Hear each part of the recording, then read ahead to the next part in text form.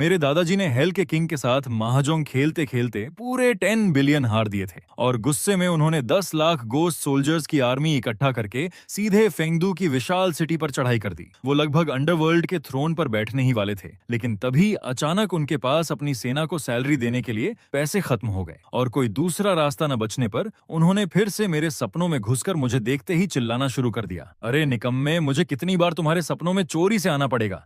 मैंने पहले ही कहा था कि मेरे पास इस युद्ध को चलाने के लिए पैसे नहीं बचे। आखिर इंतजार किस बात का कर रहा है? जल्दी पैसे जला। मैं मुश्किल से अपनी आंखें खोल पा रहा था। मैंने बेबस होकर उनकी तरफ देखा और कहा, लेकिन मैं अभी ठीक से जागा भी नहीं हूँ। अगर आपको कुछ जलवाना है तो कम से कम पहले मुझे उठने तो दीजिए। लेकिन वो शांत होने के बजाय और ज्यादा घूरने लगे। उन्होंने गुस्से में चिल्लाते हुए कहा, और तू इतनी चैन की नींद कैसे सो रहा है? मुझे अपनी पूरी गोस्ट आर्मी की 1 महीने की सैलरी देनी है। अगर जल्दी पैसे नहीं दिए तो वो मेरे खिलाफ बगावत कर देंगे। ये सुनकर मैंने लंबी सांस ली और आराम से जवाब दिया, तो फिर सरेंडर कर दीजिए और जल्दी अगले जन्म में रीइंकारनेट हो जाइए। इस बार मेरी फैमिली में पैदा हो जाइए। मैं आपका बाप बनकर आपको अच्छे से स्पॉइल कर दूंगा। मेरे मुंह से ये शब्द निकलते ही उन्होंने मुझे इतनी जोर से लात मारी कि मेरी हड्डियां टूट जानी चाहिए थीं।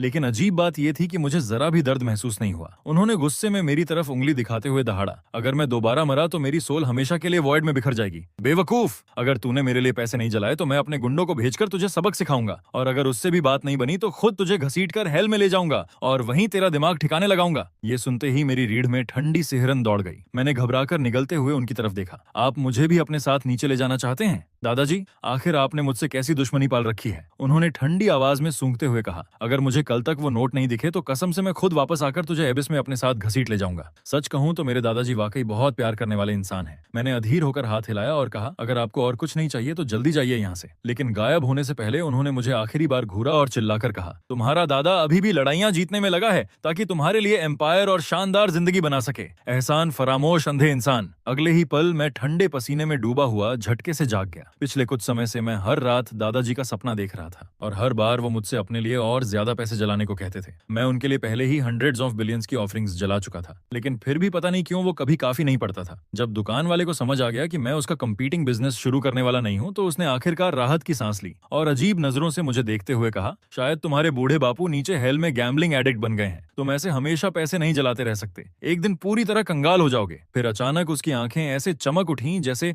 उसे इतिहास का सबसे महान आइडिया मिल गया हो। उसने उत्साहित होकर कहा, असल में तुम उसे एक मनी प्रिंटिंग मशीन ही क्यों नहीं जला देते? ये सुनते ही मेरी आंखें तुरंत चौड़ी हो गईं। हे भगवान, ऐसी चीज सच में एग्जिस्ट करती है? बॉस गर्व से मुस्कुराया और बोला, बिल्कुल करती है। अगर तुम उसके लिए वो प्रिंटर जला दोगे तो वो खुद जितने चाहे उतने पैसे प्रिंट कर सकता है। मैं शौक में उसे घूरता रह गया। फिर मैंने तुरंत उसके कंधे पकड़ लिए और उत्साह में कहा, बॉस आप तो फ्रीकिंग जीनियस निकले। मुझे अभी के अभी ऐसे 3 दे दीजिए। मैंने बिना 1 सेकंड गंवाए तुरंत पैसे दिए और उन 3 पेपर मनी प्रिंटर्स को लगभग छीन लिया, क्योंकि इस पॉइंट पर अगर मैंने जल्दी अपने दादाजी को खुश नहीं किया तो मुझे सच में लगने लगा था कि वो एक दिन सचमुच मुझे घसीटकर अंडरवर्ल्ड में ले जाएंगे। मैं बिना 1 सेकंड रुके सीधे कब्रिस्तान की तरफ भागा। जैसे ही मैं दादाजी की कब्र के सामने पहुंचा, मैं तुरंत घुटनों के बल बैठ गया और उन पेपर मनी प्रिंटर्स को वहीं जलाना शुरू कर दिया। दादाजी, मैं आपके लिए ये मैजिकल प्रिंटर्स भेज रहा हूँ। अब से अगर आपको पैसे चाहिए हो तो खुद ही प्रिंट कर लीजिए, लेकिन भगवान के लिए अब मेरे सपनों में आना बंद कर दीजिए। उस मनहूस समस्या को आखिरकार खत्म करने के बाद मैं कई दिनों में पहली बार राहत महसूस करते हुए घर लौटा। मुझे पूरा यकीन था कि आज मुझे चैन की नींद मिलेगी, लेकिन ज्यादा देर नहीं हुई थी कि वही जानी पहचानी आवाज फिर से मेरे दिमाग में गूंज उठी, दादाजी, इस बार तो आपने हद ही कर दी। मुझे मत बताइए कि 3 मनी प्रिंटिंग मशीन्स भी आपके लिए काफी नहीं थीं। लेकिन इस बार वो गुस्सा नहीं हुए, उल्टा वो बेहद एक्साइटेड दिख रहे थे और जोर जोर से हंसने लगे। आह मेरे प्यारे परपोते, इस बार तुमने कमाल कर दिया। अब पैसे हमारे लिए कोई समस्या नहीं रहे। हमारे पास इतना कैश है कि पूरे अंडरवर्ल्ड की सड़कें उससे बिछा सकते हैं। सच तो ये है कि हम लगभग किंग ऑफ हेल के पैलेस तक पहुंच चुके हैं। ये सुनते ही मेरा दिमाग लगभग खराब हो गया। तो फिर आखिर आप अभी भी मेरे सपनों पर हमला क्यों कर रहे हैं? दादाजी ने तुरंत जवाब दिया, क्योंकि अब हमारे पास हैवी वेपनरी की कमी है। जल्दी से मेरे लिए कोई पेपर क्राफ्ट्समैन ढूंढो। मुझे फाइटर जेट्स, आर्टिलरी कैनन्स, पूरा आर्सेनल चाहिए। मैं अविश्वास से उन्हें घूरता रह गया। इस पॉइंट पर बूढ़े आदमी ने मुझे कोई इनफाइनाइट एटीएम मशीन समझ लिया था। मेरी सैलरी का एक एक पैसा पहले ही उनके फ्यूनरल ऑफरिंग्स खरीदने में खत्म हो चुका था। मेरे पास इंस्टेंट नूडल्स खरीदने तक के पैसे नहीं बचे थे। पेपर वेपन्स तो बहुत दूर दूर की बात थी। मैंने फ्रस्ट्रेशन में अपना चेहरा रगड़ा और कहा, दादाजी मैं पूरी तरह कंगाल हो चुका हूँ, अब सच में मेरे पास इसके लिए पैसे नहीं है। ये सुनते ही उनका चेहरा तुरंत अंधेरा पड़ गया। कंगाल मतलब क्या? मरने से पहले मैं तुम्हारे लिए इतनी बड़ी सेविंग्स छोड़कर गया था। निकम्मे पोते, आखिर तुमने इतना पैसा बर्बाद कैसे कर दिया? उनकी बात सुनकर मेरी छाती दर्द से कस गई। जो 5 लाख आपने छोड़े थे,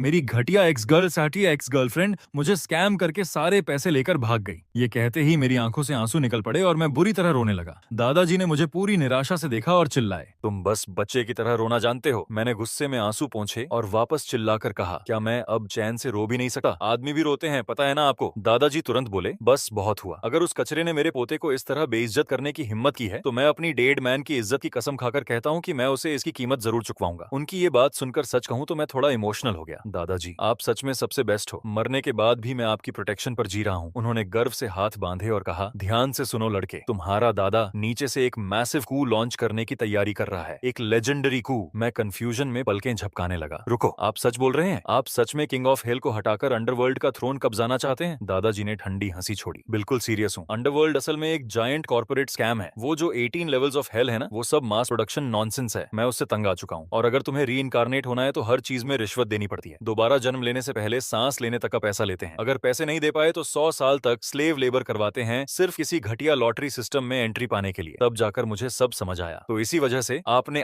आर्म्ड रिबेलियन शुरू की। दादाजी ने गर्व से सिर हिलाया। बिल्कुल, और इस समय हम ऑलरेडी आधे अंडरवर्ल्ड पर कंट्रोल कर चुके हैं। मुझे इतने पैसे इसलिए चाहिए थे ताकि मर्सनरीज हायर करके एनिमी लीजन्स को कुचल सकूं। मैंने तुरंत कहा, लेकिन अब तो आपके पास वो प्रिंटर्स हैं, आप एंडलेस मनी प्रिंट नहीं कर सकते क्या? दादाजी ने तुरंत सिर हिला दिया। अब सिर्फ पैसे काफी नहीं है, अब हमें ओवरवेलमिंग फायर पावर चाहिए। जल्दी कोई पेपर क्राफ्ट्समैन ढूंढो और मुझे वो वेपन्स भेजो। मैं स्ट्रेस से लगभग गिर ही पड़ा। दादाजी प्लीज मेरी हालत समझिए, आपका पोता बैंकरप्ट हो चुका है। मैं आखिर इतना पैसा लाऊं कहां से? लेकिन दादाजी को जरा भी चिंता नहीं थी। वो आसान है। कल तुम्हारे शहर का जो सबसे बड़ा टाइकून था ना, वो मेरी आर्मी में शामिल हो गया है। आज रात मैं उसे उसकी पोती के सपनों में भेजूंगा और उसे कहूंगा कि वो सीधे तुम्हारे अकाउंट में कुछ मिलियन ट्रांसफर कर दे। मेरी आंखें तुरंत चौड़ी हो गईं। रुको, शहर का सबसे बड़ा टाइकून भी आपकी रेवोल्यूशन आर्मी का हिस्सा है? दादाजी ने लापरवाही से हाथ हिलाया। बिल्कुल नहीं। उसके बेवकूफ बेटे की मौत के बाद उसका परिवार एथियस्ट बन गया। उसके लिए पैसे और सर्वेंट्स जलाने के बजाय वो सिर्फ उसकी कब्र पर फूल चढ़ाते हैं। तुम्हें पता है ये कितनी ह्यूमिलिएटिंग बात है? बेचारा आदमी अंडरवर्ल्ड में सड़क किनारे फूल बेचकर गुजारा करने पर मजबूर हो गया था। फिर दादाजी अचानक सोचते हुए आंखें सिकोड़ कर बोले, असल में शायद मुझे उसकी पोती की शादी तुमसे ही करवा देनी चाहिए। Problem solved. ये सुनते ही मेरा पूरा मूड बदल गया। दादाजी ये तो बिल्कुल हेवनली आइडिया है। मैं गुड न्यूज का इंतजार करूंगा बॉस। दादाजी गर्व से हंसे और मेरी तरफ एक अजीब चीज फेंकी। ये आर्टिफैक्ट रखो, ये लाइफ सेविंग टैलिस्मैन है। अगर कभी तुम्हारी जान खतरे में पड़े तो इसे जमीन पर तोड़ देना। जैसे ही ये टूटेगा तुम्हारा दादा खुद अबिस से निकलकर तुम्हारी जान बचाने आएगा। उस चीज को हाथ में पकड़ते ही मुझे अचानक बहुत ज्यादा सेफ महसूस होने लगा। जब एक टेरिफाइंग अंडरवर्ल्ड माफिया बॉस खुद मेरी प्रोटेक्शन में हो तो जिंदगी में सक्सेस लगभग गारंटीड लगने लगी। अगली सुबह मैं हमेशा की तरह ऑफिस की तरफ निकला, लेकिन दूर से ही मैंने लग्जरी कार्स का एक विशाल कॉन्वॉय कंपनी के एंट्रेंस को ब्लॉक किए देखा। मैं शॉक में वहीं रुक गया। अब कौन सा एम्परर हमारी दुनिया में उतर आया? तभी मेरा कोवर्कर एक्साइटमेंट में मेरी तरफ भागता हुआ आया। सेंग, तुम्हें सच में अभी तक पता नहीं चला? हमारी छोटी सी कंपनी को अभी अभी लियू फैमिली ने खरीद लिया है, वही सिटी के सबसे अनटचेबल टाइकून्स। ये सुनते ही मुझे तुरंत समझ आ गया कि क्या हो रहा था। दादाजी ने सच में अपना वादा निभा दिया था। उस बूढ़े टाइकून की ग्रैंड डॉटर को शायद सपने में आदेश मिला होगा और उसने कंपनी सिर्फ मुझे देने के लिए खरीद ली। मेरे दादाजी सच में अपने शब्दों के पक्के थे। मैं गर्व से भरा हुआ मेन एंट्रेंस की तरफ स्वैगर करते हुए अंदर गया, लेकिन जैसे ही मैंने अंदर कदम रखा मैं अचानक एक बर्फ जैसी ठंडी खूबसूरत लड़की के सामने आ गया जिसकी प्रेजेंस ही टेरिफाइंग लग रही थी। तभी एक एम्प्लॉय ने तुरंत मेरी तरफ उंगली करके चिल्लाया, मिस यही है, यही सेंग है। इससे पहले कि मेरा दिमाग कुछ समझ पाता कई बॉडीगार्ड्स ने तुरंत मुझे पकड़ लिया और मेरे हाथ पीछे मोड़ दिए। अरे रुको एक सेकंड, लेकिन उन्होंने मेरी एक नहीं सुनी और मुझे घसीटते हुए सीधे लग्जूरियस प्रेसिडेंट ऑफिस में ले गए। वहां बैठी महिला ने एलिगेंटली अपने पैर क्रॉस किए हुए थे और बर्फ जैसी ठंडी आंखों से मुझे घूर रही थी। मेरा नाम लियो रुयान है। मुझे उम्मीद है कि तुम अच्छे से जानते हो मैं कौन हूँ। मैंने ऑकवर्ड स्माइल के साथ बिना सोचे जवाब दिया, बिल्कुल जानता हूँ, आप मेरी फ्यूचर बिलव्ड वाइफ हैं। मेरे मुंह से ये शब्द निकलते ही लियो रुयान का चेहरा घृणा से मरोड़ गया। वो मुझे ऐसी कंटेम्प्ट भरी नजरों से देख रही थी जैसे मैं दुनिया का सबसे घटिया इंसान हूँ। फिर उसने ठंडी आवाज में कहा, कल रात मेरे मरे हुए दादाजी मेरे नाइटमेयर में आए थे। उनका पूरा शरीर खून से भरा था, चेहरा इतनी बुरी तरह पीटा गया था कि पहचानना मुश्किल था। वो रोते हुए कह रहे थे कि अंडरवर्ल्ड के किसी गैंगस्टर ने उन्हें बेरहमी से पीटा। फिर उसने अपनी तेज नजरें मुझ पर गड़ा दी। अभी तुम्हारा ये घटिया चेहरा देखकर मुझे पूरा यकीन हो गया है कि ये सब तुम्हारा ही किया हुआ है। ये सुनते ही मेरा दिल लगभग रुक गया। धत तेरे की। दादाजी आपको उस बूढ़े आदमी से शांति से बात करनी थी ना, आपने उसे आधा मार क्यों दिया? मैंने जबरदस्ती अपने चेहरे पर ऑकवर्ड स्माइल बनाए रखी जबकि ठंडा पसीना लगातार मेरी पीठ से बह रहा था। सच कहूं तो मुझे बिल्कुल समझ नहीं आ रहा था कि मैं इस सिचुएशन को आखिर एक्सप्लेन कैसे करूं। अगर मेरे खुद के पिता भी दादाजी को कंट्रोल नहीं कर पाए तो मैं एक अंडरवर्ल्ड माफिया गोस्ट को कैसे संभाल सकता था। तू सच में बेवकूफ है, इस बार तूने गलत इंसान को छेड़ दिया, बहुत बड़ी कैलकुलेशन मिस्टेक कर दी तूने। लियू रुयान मुझे बर्फ जैसी ठंडी नजरों से घूर रही थी, जबकि मैं पैनिक में तुरंत दोनों हाथ ऊपर उठाकर बोला, नहीं नहीं, एक सेकंड रुकिए, मैं अपनी जान की कसम खाकर कहता हूँ कि ये सब बहुत बड़ा मिसअंडरस्टैंडिंग है, बहुत ही दुखद मिसअंडरस्टैंडिंग। लेकिन वो शांत होने के बजाय अपनी आंखें सिकोड़ कर मुझे ऐसे देखने लगी जैसे मुझे पूरी तरह पड़ रही हो। फिर भी अब तक जो मैंने देखा है उससे लगता है कि तुम्हारे पास गट्स हैं और कुछ डार्क टैलेंट्स भी। मेरे दादाजी रोते हुए कन्फेस कर रहे थे कि तुम्हारे पास पैसों की बहुत कमी है और कोइंसिडेंस से मेरे पास तुम्हारे लिए एक डर्टी लिटिल जॉब भी है। अगर तुम ये पर्ज पूरा कर दो तो मैं तुरंत तुम्हें $1 मिलियन ट्रांसफर कर दूंगी। जैसे ही मैंने $1 मिलियन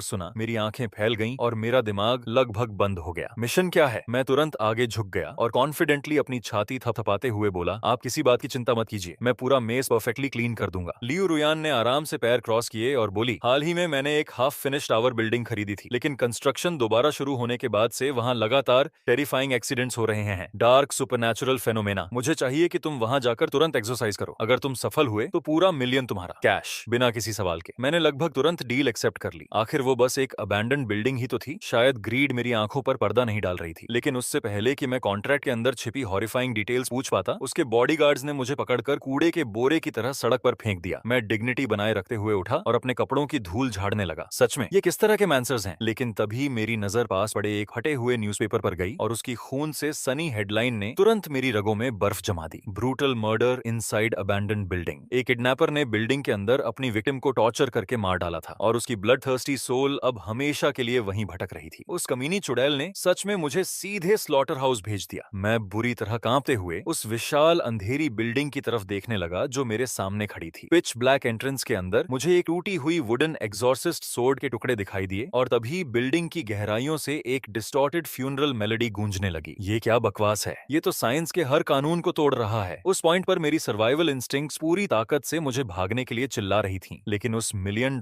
के लालच ने मुझे धीरे धीरे बिल्डिंग के जबड़े के अंदर धकेल दिया। जैसे ही मैं अंदर गया, खुद अंधेरा ही सफोकेटिंग महसूस होने लगा। धत तेरे की, ये जगह बहुत ज्यादा टेरिफाइंग है। शायद मुझे सुबह तक इस क्लीनिंग क्लोजेट में छिप जाना चाहिए। मेरी आवाज बुरी तरह कांप रही थी। मैंने खाली कॉरिडोर की तरफ देखते हुए धीरे से कहा, गोस्ट ब्रदर्स एंड सिस्टर्स, मैं शांति से आया हूँ। मेरे दादाजी का नाम सेन फेंग है और वो अंडरवर्ल्ड के वॉरलॉर्ड जैसे हैं। अगर कोई शिकायत हो तो उनके ऑफिस में कंप्लेंट कर देना। तभी अचानक अंधेरे में एक पुराना टेलीफोन इतनी जोर से बज उठा कि मेरे कान लगभग फट गए। आखिर कौन बार बार कॉल कर रहा है? तुम लोगों को मेरी पहले से मिजरेबल लाइफ से और क्या चाहिए? इससे पहले कि मैं रिएक्ट कर पाता, एक हॉरिफाइंग फीमेल एपरेशन सीधे दीवारों के अंदर से बाहर रेंगती हुई निकल आई। मैं लगभग चीख पड़ा और तुरंत दोनों हाथ ऊपर उठा दिए। मिस, पहले शांत हो जाइए। अगर आपने मुझे यहाँ मार दिया तो मैं कसम खाता हूँ कि मेरे दादाजी अंडरवर्ल्ड में आपकी खाल खिंचवा देंगे। उस घोस्ट का चेहरा नफरत से मरोड़ गया और वो फुफकारते हुए बोली, मुझे अंडरवर्ल्ड की जरा भी परवाह नहीं, मैं हमेशा लिविंग वर्ल्ड में ही रहूंगी। अब सफरिंग के लिए तैयार हो जाओ, मर जाओ कीड़े। मेरे पैरों से लगभग ताकत निकल गई। आपने मुझे मेरी ट्रम्प कार्ड इस्तेमाल करने पर मजबूर कर दिया। मैंने जल्दी से दादाजी वाला तालिस्मैन निकाला और चिल्लाया, अपीयर, धत तेरे की, गलत बोल दिया, बाहर आइए जल्दी, दादाजी, दादाजी, मेरी मिजरेबल लाइफ बचाइए। मैंने पूरी ताकत से तालिस्मैन को कंक्रीट फ्लोर पर दे मारा और मिरेकल के लिए डेस्परेटली प्रार्थना करने लगा। अचानक पूरी बिल्डिंग की फाउंडेशंस में एक इनॉर्मस शॉक वेव फट पड़ा। फिर अंधेरे में दादाजी की मैजेस्टिक आवाज गूंजी, शांत हो जाओ मेरे लॉयल ग्रैंडसन, तुम्हारा दादा आ चुका है। उनका विशाल फिगर धीरे धीरे गोस्टली स्मोक के अंदर से बाहर निकला और वो उस मर्डरस स्पिरिट को घृणा से घूरने लगे। ये रोती हुई गंदी चीज आखिर किस कब्र से निकल कर आई है? जैसे ही फीमेल गोस्ट ने दादाजी को देखा, उसकी आंखें प्योर हेट्रेड से भर गईं और उसके शरीर से डेडली क्रिम्सन ऑरा फूट पड़ा। लेकिन अनएक्सपेक्टेडली दादाजी का चेहरा अचानक पीला पड़ गया। वो 2 कदम पीछे हटे और तुरंत पूरी स्पीड से भागने के लिए घूम गए। धत तेरे की, ये तो कैटास्ट्रोफी क्लास स्पिरिट है। मेरा फेक एस्ट्रल प्रोजेक्शन एक एक्सचेंज भी सर्वाइव नहीं करेगा। और बस ऐसे ही बूढ़ा आदमी मुझे पूरी तरह छोड़कर भाग गया। मैं पूरी डिस्पेयर में उस गोस्ट को घूरने लगा। बहन जी, अगर मैं कसम खाऊं कि ये सब एक बेवकूफी भरा मिसअंडरस्टैंडिंग था तो क्या आप मान लेंगी? स्पिरिट ने मर्डरस रेज से मुझे घूरा। मिसअंडरस्टैंडिंग नहीं, मुझे लगता है कि तुम बस स्लो एंड एगनाइजिंग डेथ चाहते हो। घमंडी छोटे कीड़े, मैंने सब कुछ खो दिया है, लेकिन आज मैं तुम्हारी सोल को अपने साथ डार्कनेस में घसीट कर ले जाऊंगी। मैं लगभग वहीं गिर पड़ा। रुको, दया कीजिए, मेरी वाइटल यंग एनर्जी अब्सॉर्ब कर लीजिए। मुझे देखिए, मैं हेल्थी यंग मैन हूँ, लाइफ एनर्जी से भरा हुआ, मैं आपके काम आ सकता हूँ। गोस्ट गुस्से में चीखी, अपने सपनों में दे कमीने, अब एनाइलेशन के लिए तैयार हो जा। वो अपने शार्प क्लॉज फैलाकर मेरी तरफ झपटी और जैसे ही मुझे लगा कि मौत मेरी गर्दन पर सांस ले रही है, दादाजी की थंडरस आवाज फिर से पूरे स्पेस में गूंज उठी, इसे तुरंत पकड़ लो। फीमेल स्पिरिट जोर जोर से छटपटाने लगी और चीख कर बोली, मुझे छोड़ दो, तुम खुद को क्या समझते हो जो मुझे ऑर्डर्स दे रहे हो? दादाजी ने कंटेम्प्ट से भरी डार्क लाफ छोड़ी और अगले ही सेकंड तापमान फ्रीजिंग तक गिर गया। उनके बगल में मैसिव वेपन्स लिए दो टेरिफाइंग रीपर्स मटेरियलाइज हो गए। दादाजी गर्व से मुस्कुराए। और अब मेरे एस्कॉर्ट के बारे में क्या ख्याल है कचरे? उन इन्फर्नल गार्डियंस का ओवरवेलमिंग प्रेशर महसूस होते ही गोस्ट बुरी तरह डर गई। वो पैनिक में चीखी और भागने की कोशिश करने लगी, लेकिन हेवी अंडरवर्ल्ड चेन्स उसके शरीर पर लिपट गईं और उसे तुरंत जमीन पर पटक दिया। विक्ट्री सिक्योर होते देख दादाजी ने जल्दी से स्पिरिट मनी की मोटी गड्डी निकाली और रीपर्स को थमा दी। ब्रोदर्स, हमेशा की तरह एक्सीलेंट वर्क। हेल की सबसे अच्छी टी पीना और शिफ्ट खत्म होने के बाद आराम से हॉट बाथ लेना। रीपर्स ने तुरंत सम्मान से हाथ हिलाए। बॉस, हमें शर्मिंदा मत कीजिए, हम प्रैक्टिकली फैमिली हैं। अगली बार इतना एंटरटेनिंग ऑपरेशन चाहिए हो तो बस ऑर्डर दे दीजिए। तभी उनमें से एक ने क्यूरियोसिटी से मेरी तरफ देखा। और ये हैंडसम यंग मैन आपका ग्रैंडसन है? इसे हमारे हवाले छोड़ दीजिए। रिकॉर्ड बुक्स में थोड़ा बदलाव करके हम इसकी लाइफ स्पैन में आसानी से कुछ एक्स्ट्रा डेकेड्स जोड़ सकते हैं। ये इनक्रेडिबल ऑफर सुनते ही दादाजी ने तुरंत उससे भी मोटी बंडल उनके पॉकेट्स में ठूंस दी। अब जब वो मर्डरस गोस्ट हेल्पलेसली चेन्स में बंधी जमीन पर पड़ी थी, मैं धीरे धीरे उसके पास गया और पूरी ताकत से उसे थप्पड़ मार दिया। तो अब क्या हुआ कचरे? अभी भी मेरे सामने टफ बन रही हो? अपनी औकात समझ लो। अंडरवर्ल्ड में मेरी भी माफिया कनेक्शंस हैं, बेवकूफ। बंधी होने के बावजूद गोस्ट ने विशियसली मुझे घूरा और चीख कर बोली, मेरा पति मेरा बदला लेगा, वो तुम्हें बचने नहीं देगा। मैं ठंडी हंसी हंसते हुए बोला, ओह नहीं, मैं डर से कांप रहा हूँ। तो उसे भी बुला लो, फिर 2 for 1 पैकेज डील कर लेंगे। मैंने कॉन्फिडेंटली रीपर्स की तरफ मुड़कर कहा, ब्रोदर्स, जब इस औरत को प्रिजन में डालो तो इसका एक एक बोन तोड़ देना। बोनस पेमेंट के तौर पर मैं तुम्हारे लिए फॉर्चून जला दूंगा। रीपर्स डार्क स्माइल के साथ बोले, बस इतना ही समझो, हो गया यंग मास्टर। अगली बार बस हाई वैल्यू फॉरेन करेंसी भेजना। पेमेंट अच्छी हो तो हम बहुत रीजनेबल लोग हैं। सिनिस्टर स्माइल्स के साथ वो दोनों रीपर्स उस चीखती हुई औरत को शैडोज के अंदर घसीट कर ले गए और पूरी बिल्डिंग अचानक पूरी तरह शांत हो गई। मैं एब्सोल्यूट ऑ में दादाजी को घूरता रह गया। सच कहूं तो उस बूढ़े आदमी की अंडरवर्ल्ड कनेक्शंस पूरी तरह मॉन्स्ट्रस थीं। दादाजी ने गर्व से मेरी तरफ देखा और कहा, इज्जत लोगों के मुंह पर कैश की गड्डियां फेंक कर खरीदी जाती है। बेवकूफ लड़के, अगर पैसे ना हो तो हेल के दरवाजे भी तुम्हारे लिए नहीं खुलेंगे। फिर उनका चेहरा अचानक सीरियस हो गया। उन्होंने उंगली दिखाते हुए मुझसे कहा, अब ध्यान से सुन। जल्दी से वो वेपनरी मेरे लिए जला और ध्यान रहे कि मार्केट का सबसे महंगा इंपीरियल ग्रेड पेपर इस्तेमाल हो। जैसे ही मैं रेबल्स को पूरी तरह कुचल कर अपना एम्पायर स्टेबलाइज कर दूंगा। हेल का हर कानून मैं खुद लिखूंगा। मैंने तुरंत अपनी पीठ सीधी की और ड्रामेटिक सल्यूट मारते हुए कहा, अंडरस्टूड जनरल। उस हिसाब से शायद मुझे जल्दी मर जाना चाहिए ताकि मैं भी आपके बगल में थ्रोन पर बैठ सकूं। दादाजी ने तुरंत मेरे सिर पर जोर से चपत मारी, अपना मुंह बंद रख और ऐसी मनहूस बातें करना बंद कर। फिर उन्होंने शक भरी नजरों से आंखें सिकोड़ ली। टॉपिक बदलते हैं। आधी रात को तू उस मौत के अड्डे में आखिर कर क्या रहा था? मैंने जल्दी से उन्हें पूरी कहानी बता दी कि कैसे लियू रुयान ने मुझे उस सुसाइडल मिशन पर भेजा था। जैसे ही दादाजी ने सब सुना, उनका गुस्सा इतना भड़क गया कि लगा वो वहीं दूसरी बार हार्ट अटैक से मर जाएंगे। उसी समय कई किलोमीटर दूर लियू रुयान अपारेंटली बिनोक्यूलर से दूर बैठकर सब देख रही थी और मुझे जिंदा बचते देकर उसके होंठों पर हल्की मुस्कान आ गई। तो ये आवारा कुत्ता सच में काटना जानता है। उसी रात जैसे ही लियू रुयान अपनी लग्जूरियस मैंशन में सोई, वो तुरंत एक हॉरिफाइंग नाइटमेयर में खींच ली गई। सपने में उसने अपने दादाजी को देखा। उनका पूरा शरीर खून से लथपथ था और चेहरा इतनी बुरी तरह पीटा गया था कि पहचानना मुश्किल था। वो रोते हुए उसकी तरफ रेंगते आए, पोती प्लीज मैं तुमसे भीख मांगता हूँ, उस लड़के से तुरंत शादी कर लो। उसका दादा पूरा मॉन्स्टर है और उसके अंडरवर्ल्ड एनफोर्सर्स को कोई रोक नहीं सका। उसने बिना पसीना बहाए हमारे परिवार की पिछली 8 जनरेशंस तक को खत्म कर दिया। प्लीज उससे शादी कर लो और इस मैसेकर को रोक दो। लेकिन लियू रुयन ने गुस्से में अपनी मुठियां भींच ली। मैं उस नोबडी से शादी करने से पहले मरना पसंद करूंगी। अगर वो लोग नीचे आपको टॉर्चर कर रहे हैं तो मैं ऊपर उसके बेवकूफ ग्रैंडसन की जिंदगी बर्बाद कर दूंगी। उसके दादाजी तुरंत पैनिक में आ गए। तू उसे छूने की हिम्मत भी मत करना। उस बूढ़े माफिया बॉस के पास एंडलेस फाइनेंशियल रिसोर्सेज हैं। वो टेरिफाइंग स्पीड से डिमोनिक आर्मी खड़ी कर रहा है और जल्द ही पूरे अंडरवर्ल्ड का एब्सोल्यूट डिक्टेटर बन जाएगा। जैसे ही वो वर्ल्ड्स के बीच की बैरियर्स तोड़ देगा, लिविंग वर्ल्ड पर हमला करना उसके लिए बैकयार्ड में घूमने जितना आसान हो जाएगा। अगर तू उसे प्रोवोक करती रही तो वो तुझे अपने पैदा होने पर पछतावा करवा देगा। लियू रुयान कंफ्यूजन में बोली, लेकिन उस बूढ़े आदमी के पास इतना पैसा आ कहां से रहा है? उसका ग्रैंडसन तो बस एक फेल्ड ऑफिस वर्कर है, कॉर्पोरेट स्लेव। उसके दादाजी ने गंभीर आवाज में कहा, तुझे पता है वो इतना टेरिफाइंग क्यों है? क्योंकि उसके ग्रैंडसन के पास यिन एब्बस बर्थ ऑनरा है। नॉर्मली जब इंसान डेड लोगों के लिए पैसे जलाते हैं तो ज्यादातर स्पिरिट बैंक्स उन्हें फिल्टर कर लेते हैं। हमारे पास लगभग कुछ नहीं पहुंचता, लेकिन जब उसका ग्रैंडसन ऑफरिंग्स जलाता है तो हमें सब कुछ डायरेक्टली मिलता है। ये सुनते ही लियू रुयान का एक्सप्रेशन पूरी तरह बदल गया। उसके दादाजी ने तुरंत उसके कंधे पकड़ लिए और बेगिंग करते हुए बोले, पोती मान जा, अगर वो तेरे लिए भी पेपर मनी जलाने लगे तो तू अंडरवर्ल्ड में रिच बन जाएगी और आखिरकार उसके दादाजी का सामना करने लायक ताकत हासिल कर लेगी। लियू रुयान धीरे धीरे सोचते हुए सिर हिलाने लगी। असल में ये आइडिया इतना बुरा भी नहीं है, लेकिन अगली सुबह जब लियू रुयान मुझे किडनैप करके अपने दादाजी के लिए भी पैसे जलवाने आई, तब तक मैं रातों रात भागकर अपने होम टाउन वापस पहुंच चुका था। मैं तुरंत कई वेपन मॉडल्स लेकर गांव की फ्यूनरल ऑफरिंग शॉप में गया और उन्हें टेबल पर रख दिया। बॉस, मुझे इनकी फुल स्केल कॉपीज चाहिए। बूढ़ा शॉपकीपर मुझे मुझे ऐसे घूरने लगा जैसे मैं पूरी तरह पागल हो गया हूँ। बच्चे, क्या मैं तुम्हें कोई मिलिट्री फैक्ट्री लगता हूँ? पागल हो गया है क्या? मैंने जल्दी से सिर हिलाया। उन्हें फुल साइज होने की जरूरत नहीं है, लेकिन प्रोपोर्शंस बिल्कुल एग्जैक्ट होने चाहिए। बूढ़े आदमी ने हेल्पलेसली अपनी ठोड़ी सहलाई। इम्पॉसिबल, बहुत मुश्किल है। जब तक तुम एक्स्ट्रा पेमेंट ना दो, शायद मैं इन्हें 3D प्रिंटिंग से बना सकता हूँ। मेरी आंखें तुरंत फैल गईं। सच में अब ऐसे फ्यूनरल ऑफरिंग्स भी बनते हैं? शॉपकीपर गर्व से हंस पड़ा। बिल्कुल, जमाना बदल रहा है। ज्यादातर लोग प्रिंटर्स से अपने लिए पेपर गर्लफ्रेंड्स बनवाते हैं, लेकिन पहली बार किसी ने मुझसे वेपन्स मांगे हैं। मैंने तुरंत टेबल पर पैसे पटक दिए। मैं एक्स्ट्रा पे करूंगा, लेकिन मुझे ये आज रात चाहिए। पहले वेपन्स बनाओ। फाइटर जेट्स और टैंक्स बाद में भी बन सकते हैं। रात तक मैं आखिरकार वो मैसिव आर्सेनल लेकर घर लौटा जो शॉपकीपर ने मेरे लिए तैयार किया था, और बिना हिचकिचाए मैंने सारी ऑफरिंग्स आग में फेंक दी। आसमान में थिक स्मोक उठने लगा और उसने एक जायंट स्वेयरलिंग वॉर्टेक्स बना दिया। तुरंत फ्लेम्स के अंदर से दादाजी की एक्साइटेड आवाज गूंजी। ग्रैंडसन, तुम कमाल हो। इतनी सारी शानदार चीजें। इस इक्विपमेंट के साथ मैं पूरे टेरिटरीज कॉन्कर कर सकता हूँ। मैंने जल्दी से पूछा, दादाजी क्या ये काफी है? मैं और खरीद सकता हूँ? दादाजी जोर से हंस पड़े। जरूरत से ज्यादा काफी है। मेरे पुराने कॉमरेड्स को ऑलरेडी लेवल 18 असेंबली लाइन से आजाद करा लिया गया है। इस इक्विपमेंट के साथ वो बूढ़े बेवकूफ और उनकी छोटी सोर्ड्स अब देखेंगे कि मॉडर्न ईरा वॉरफेयर असल में होता क्या है। ये सुनकर मैं गर्व से मुस्कुराने लगा। दादाजी, कल तक टैंक्स और फाइटर जेट्स भी रेडी हो जाएंगे। मैं सब आपके लिए जला दूंगा। बहुत स्पेक्टेक्युलर होने वाला है। लेकिन दादाजी ने अचानक डिसमिसिवली हाथ हिला दिया। फाइटर जेट्स भूल जा, बस मेरे लिए कुछ न्यूक्लियर वॉरहेड्स जला देना, ज्यादा प्रैक्टिकल रहेंगे। मैंने गंभीरता से सिर हिलाया। डील। लेकिन अगली सुबह जैसे ही मैं उठा, मेरा कोर्टयार्ड पहले से बॉडीगार्ड से भरा हुआ था। इससे पहले कि मैं कुछ समझ पाता, लियू रुयन हाथ बांधे डेंजरस स्माइल के साथ धीरे धीरे मेरी तरफ बढ़ी। तू काफी तेज भागता है लड़के, लेकिन ये मत सोच कि मेरी पकड़ से बच सकता है। इतनी हालत में भी मैंने जबरदस्ती ग्रिन निकाली। हनी, क्या आपने पिछले कुछ दिनों में मुझे इतना मिस किया? उसका चेहरा तुरंत अंधेरा पड़ गया। मुझे हनी मत बुलाओ, आज मैं तुम्हें सबक सिखाऊंगी। मैं तुरंत पैनिक में आ गया। रुको रुको, हम इस बारे में आराम से बात कर सकते हैं। लेकिन मेरे विरोध करने से पहले ही बॉडीगार्ड्स मुझे पूरी तरह बांध चुके थे। दोपहर के आसपास अचानक एक बड़ा ट्रक कोर्टयार्ड में आया और उसने पेपर मनी का पूरा पहाड़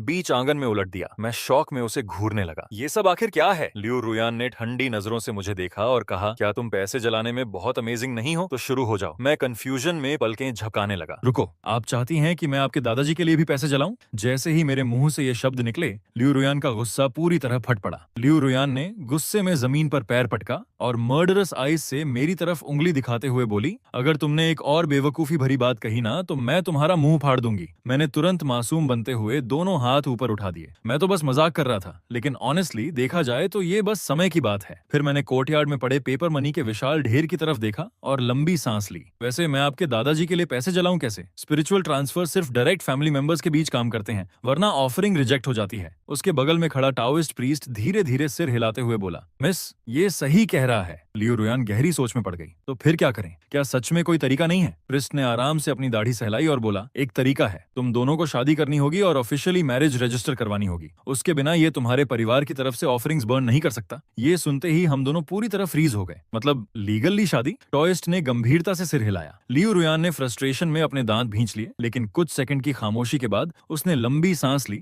और आखिरकार फैसला कर लिया। 2 घंटे बाद हम दोनों सिविल अफेयर्स ब्यूरो के बाहर खड़े थे, हाथ में ऑफिशियल मैरिज सर्टिफिकेट पकड़े हुए। लियू रुयान ने मुझे ठंडी नजरों से घूरा और चेतावनी दी, ज्यादा एक्साइटेड मत हो। मेरी नजर में तुम अभी भी बस चॉपिंग बोर्ड पर पड़ी एक मछली हो। मैं बेशर्मी से मुस्कुराया। जो भी कहो हनी, अब मैं घर जाकर दादाजी के लिए पैसे जलाने वाला हूँ। सरप्राइजिंगली मेरा इतना रिलैक्स्ड बिहेवियर देखकर वो थोड़ी सस्पिशियस हो गई। उसने आंखें सिकोड़कर पूछा, तुमने इतनी आसानी से मान कैसे लिया? कहीं तुम पीछे कुछ प्लान तो नहीं कर रहे? मैंने आराम से कंधे उचकाए। बिल्कुल नहीं। वैसे भी आपने जो टाओइस्ट प्रीस्ट हायर किया है वो ऑलरेडी मुझ पर नजर रख रहा है। उसी रात कोर्टयार्ड में पेपर मनी के पहाड़ जल रहे थे और राख तूफान की तरह हवा में उड़ रही थी। टाओइस्ट प्रीस्ट फ्लेम्स के पास कॉन्फिडेंटली खड़ा होकर बोला, मास्टर, ये पैसा जरूर आपके दादाजी तक पहुंच जाएगा, आपको चिंता करने की जरूरत नहीं। लेकिन तभी उसका एक्सप्रेशन अचानक थोड़ा बदल गया। फिर भी आज रात बहुत ज्यादा इंसेंस जल रहा है। इतनी strong spiritual attraction wandering spirits को यहाँ खींच सकती है। फिर उसने गर्व से अपनी छाती फुलाई। लेकिन जब तक मैं यहाँ हूँ, डरने की बिल्कुल जरूरत नहीं। जैसे ही उसने ये कहा, हमारे ऊपर का मून अचानक ब्लड रेड हो गया। आसमान से एक टेरिफाइंग स्पेक्ट्रल पैलंक्विन धीरे धीरे नीचे उतरने लगा, जिसके आसपास गोस्टली फिगर्स एक कॉफिन उठाए हुए थे। टाओइस्ट प्रीस्ट का चेहरा तुरंत सफेद पड़ गया। धत तेरे की, रेड मून और फैंटम कॉफिन बेरर्स, ये तो गोस्ट किंग की एस्कॉर्ट प्रोसेशन है। आखिर तुम लोगों ने किस तरह का मॉन्स्टर यहाँ अट्रैक्ट कर लिया? यहाँ तक कि लियू रुयन भी डर के मारे जमीन पर गिर पड़ी। अब क्या करें? टाओइस्ट ने तुरंत ड्रामेटिक अंदाज में अपनी रोब्स ठीक की। घबराओ मत, अब मैं अपनी असली ताकत दिखाऊंगा। लेकिन अगले ही सेकंड वो बूढ़ा फ्रॉड पलटा और ओलंपिक एथलीट से भी तेज भाग गया। मैं उसे डिसबिलीफ में घूरता रह गया। आखिर तुम लोगों ने ये स्कैम आर्टिस्ट कहाँ से ढूंढा? क्या ये सीक्रेटली ट्रैक कॉम्पिटिशंस की ट्रेनिंग ले रहा था? लियू रुयन इतनी बुरी तरह कांप रही थी कि वो ठीक से बोल भी नहीं पा रही थी। मीनवाइल वो जायंट स्पेक्ट्रल पैलंक्विन ओवरवेलमिंग प्रेशर के साथ धीरे धीरे हमारे सामने उतर गया। मेरे पैर कांप रहे थे, लेकिन फिर भी मैंने खुद को शांत दिखाते हुए आगे कदम बढ़ाया। मुझे नहीं पता आज रात कौन सी महान एंटिटी हमारे यहाँ आई है, लेकिन अगर आपको पैसे चाहिए तो बस कह दीजिए, मैं जितने चाहें उतने जला दूंगा। पैलंक्विन के अंदर से एक डीप घोस्टली वॉइस गूंजी, तुम काफी क्लेवर लड़के हो, लेकिन मुझे पैसे नहीं चाहिए। मेरी हार्ट बीट तुरंत तेज हो गई। तो फिर आपको आखिर चाहिए क्या? अगर उसे जलाया जा सकता है तो मैं आपके लिए तैयार कर दूंगा। उस आवाज ने ठंडे स्वर में जवाब दिया, मुझे अपनी वाइफ चाहिए। ये सुनते ही मैंने तुरंत अपने बगल में खड़ी लियू रुयान की तरफ उंगली कर दी। वेल प्रेसिडेंट लियू, लगता है यहाँ आपको थोड़ा सैक्रिफाइस करना पड़ेगा। लियू रुयान डिसबिलीफ में मेरी तरफ देखने लगी। तुम कैसी बकवास कर रहे हो? मैं अब तुम्हारी वाइफ हूँ। तुम सच में मुझे किसी दूसरे आदमी को सौंपने वाले हो? मैंने तुरंत ड्रामेटिक अंदाज में उसका कंधा पकड़ लिया। लेकिन आपने खुद कहा था ना, हम लीगली मैरिड हैं। श्योरली आप अपने प्यारे हस्बैंड को ऐसे छोड़कर नहीं जाएंगी, राइट? उसके चेहरे पर डर और घबराहट देखकर मैंने आखिर टीजिंग बंद की और गोस्ट किंग की तरफ गंभीर होकर मुड़ा। ग्रेट किंग, मेरी वाइफ तैयार नहीं है, लेकिन मैं आपके लिए कई ब्यूटीफुल पेपर कॉन्क्यूबाइंस जला सकता हूँ, जितनी चाहें उतनी। लेकिन गोस्ट किंग की आवाज अचानक हेट्रेड से भर गई। जिस औरत को मैं ढूंढ रहा हूँ वो वाइफ है जिसे मुझसे छीन लिया गया। मेरी खोपड़ी तुरंत सुन्न पड़ गई। रुको एक सेकंड, ये कैसी बकवास है? मैंने आज ही इससे शादी की है और आपको अभी से ये चाहिए? क्या आप पागल हैं? तभी गोस्ट किंग गुस्से में दहाड़ा, कल रात तुमने मेरी वाइफ को मार दिया, आज रात मैं उसका बदला लेने आया हूँ। ये सुनते ही मेरी पूरी बॉडी में बर्फ जैसी ठंडक दौड़ गई। मैंने कभी इमेजिन भी नहीं किया था कि कल रात वाली कैटास्ट्रोफ क्लास फीमेल घोस्ट असल में इस घोस्ट किंग की वाइफ थी। मैंने घबराकर जल्दी से हाथ हिलाए। रुकिए रुकिए, लेकिन आपकी वाइफ कल मेरी लाइफ एनर्जी अब्सॉर्ब करने की कोशिश क्यों कर रही थी? गोस्ट किंग ने ठंडी आवाज में जवाब दिया, वो मुझे चीट करना चाहती थी। मैं ब्लैंक एक्सप्रेशन के साथ उसे घूरने लगा। आपकी वाइफ भी कोई सेंट नहीं थी ऑनेस्टली। गोस्ट किंग ने डिसमिसिवली सूंघा। हम गोस्ट्स हैं, लाइफ एनर्जी अब्सॉर्ब करना हमारे लिए परफेक्टली नॉर्मल है। मैंने हेल्पलेस होकर अपना माथा रगड़ा, लेकिन तभी अचानक मुझे कुछ इंपॉर्टेंट याद आया। रुको, आपकी वाइफ को अंडरवर्ल्ड में घसीटा गया था ना, लेकिन उसकी सोल अभी डिस्ट्रॉय नहीं हुई, मतलब उसे अभी भी बचाया जा सकता है। गोस्ट किंग कुछ पल के लिए चुप हो गया। मैंने तुरंत गर्व से अपने आसपास जल रहे पेपर मनी के पहाड़ों की तरफ इशारा किया, और मेरे दादाजी की अंडरवर्ल्ड में बेहद पावरफुल कनेक्शंस हैं। घोस्ट किंग सस्पिशियसली आंखें सिकोड़ते हुए बोला, और आखिर तुम्हारे दादाजी हैं कौन? मैंने गर्व से अपनी छाती फुलाई और ऑफरिंग्स की तरफ इशारा किया। ये सारा पेपर मनी, इसका हर एक हिस्सा उन्हीं के लिए है। वो नीचे बेसिकली एक जायंट टाइकून है। अंडरवर्ल्ड में हर जगह उनके एलाइज हैं। अगर कोई आपकी वाइफ को बचा सकता है तो वो डेफिनेटली वही हैं। जब गोस्ट किंग ने जलते हुए पेपर मनी के पहाड़ देखे तो वो कुछ पल के लिए चुप हो गया और मुझे गहरी सोच से घूरने लगा। तुम्हारी बात में दम है। अगर तुम सच में मेरी वाइफ को वापस लाने में मदद कर देते हो तो आज से तुम और मैं स्वॉन ब्लड ब्रदर्स होंगे। ये सुनते ही मेरी आंखें चमक उठी। मैंने एक सेकंड भी बर्बाद नहीं किया और तुरंत और ऑफरिंग्स फायर पिट में फेंकने लगा। साथ ही लगातार अंडरवर्ल्ड गार्डियंस को बुलाता रहा। जैसा मैंने सोचा था, अगले ही पल फ्लेम्स के अंदर से ऑक्स हेड और हॉर्स फेस बाहर निकल आए। लेकिन जैसे ही उनकी नजर मेरे बगल में खड़े गोस्ट किंग पर पड़ी, दोनों के एक्सप्रेशंस तुरंत बदल गए। मैं जल्दी से आगे बढ़ा और समझाने लगा, ब्रदर्स, कल जिस स्पिरिट को आपने पकड़ा था वो असल में इनकी वाइफ निकली। क्या कोई चांस है कि आप लोग हमारी थोड़ी मदद करके उसे छोड़ दें? दोनों एमिसरीज ने ऑकवर्ड नजरों से एक दूसरे को देखा। फिर उनमें से एक ने भारी सांस छोड़ी। वो थोड़ा कॉम्प्लिकेटेड है, हम उसे ऑलरेडी अपने सुपीरियर्स के पास सौंप चुके हैं। मैंने तुरंत कॉन्फिडेंट होकर हाथ हिलाए। नो प्रॉब्लम, बिल्कुल नो प्रॉब्लम। मेरी वाइफ और फंड्स लेकर आएगी। मैंने लियू रुयान को इशारा किया और थोड़ी देर बाद वो 2 बड़े बॉक्सेस लेकर लौटी जो रिचुअल मनी से ठसाठस भरे हुए थे। मैंने वो बॉक्सेस एमिसरीज की तरफ धकेले और मुस्कुराकर कहा, इसे व्हाटएवर रिलेशनशिप्स स्मूथ करनी हो उनके लिए इस्तेमाल कर लीजिए, और जो बचे उसे आपकी मेहनत का कॉम्पेंसेशन समझिए। दोनों अंडरवर्ल्ड ऑफिशियल्स की आंखें तुरंत चमक उठी। सिर्फ इस एक बार इसे हैबिट मत बनाना। इतना कहकर वो दोनों फिर फ्लेम्स के अंदर गायब हो गए। जैसा उम्मीद थी, थोड़ी देर बाद वो फीमेल गोस्ट को साथ लेकर वापस लौटे। गोस्ट किंग ने राहत की सांस ली और नई रिस्पेक्ट के साथ मेरी तरफ देखा। लिटिल ब्रदर, तुम्हारी कनेक्शन सच में इंप्रेसिव हैं। आज से लिविंग वर्ल्ड में मैं खुद तुम्हारी बैक वॉच करूंगा। मैंने तुरंत आदर से हाथ जोड़ लिए। ये मेरे लिए ऑनर है बिग ब्रदर, लेकिन एक्चुअली मेरे दादाजी जल्द ही रिबेलियन लॉन्च करने वाले हैं। क्या आप उनके लिए कुछ गोस्ट ट्रूप्स गैदर कर सकते हैं? गोस्ट किंग गहरी आवाज में हंसा। मुझ पर छोड़ दो, जल्द ही गुड न्यूज मिलेगी। मामला आखिरकार सेटल हो गया था और लियू रुयान थककर जमीन पर गिर पड़ी, लेकिन वो ठीक से सांस भी नहीं ले पाई थी कि गोस्ट किंग अचानक फिर वापस आ गया। उसके पीछे एंडलेस वॉन्डरिंग सोल्स का समुद्र फैला हुआ था। लिटिल ब्रदर, मैं 1 मिलियन वॉन्डरिंग स्पिरिट्स कमांड करता हूँ, क्या ये काफी है? मेरा जबड़ा लगभग जमीन पर गिर गया। ये तो इंसेन एफिशिएंसी है। आपको इतने फॉलोअर्स मिले कहां से? गोस्ट किंग की आंखें हल्की डार्क हो गईं।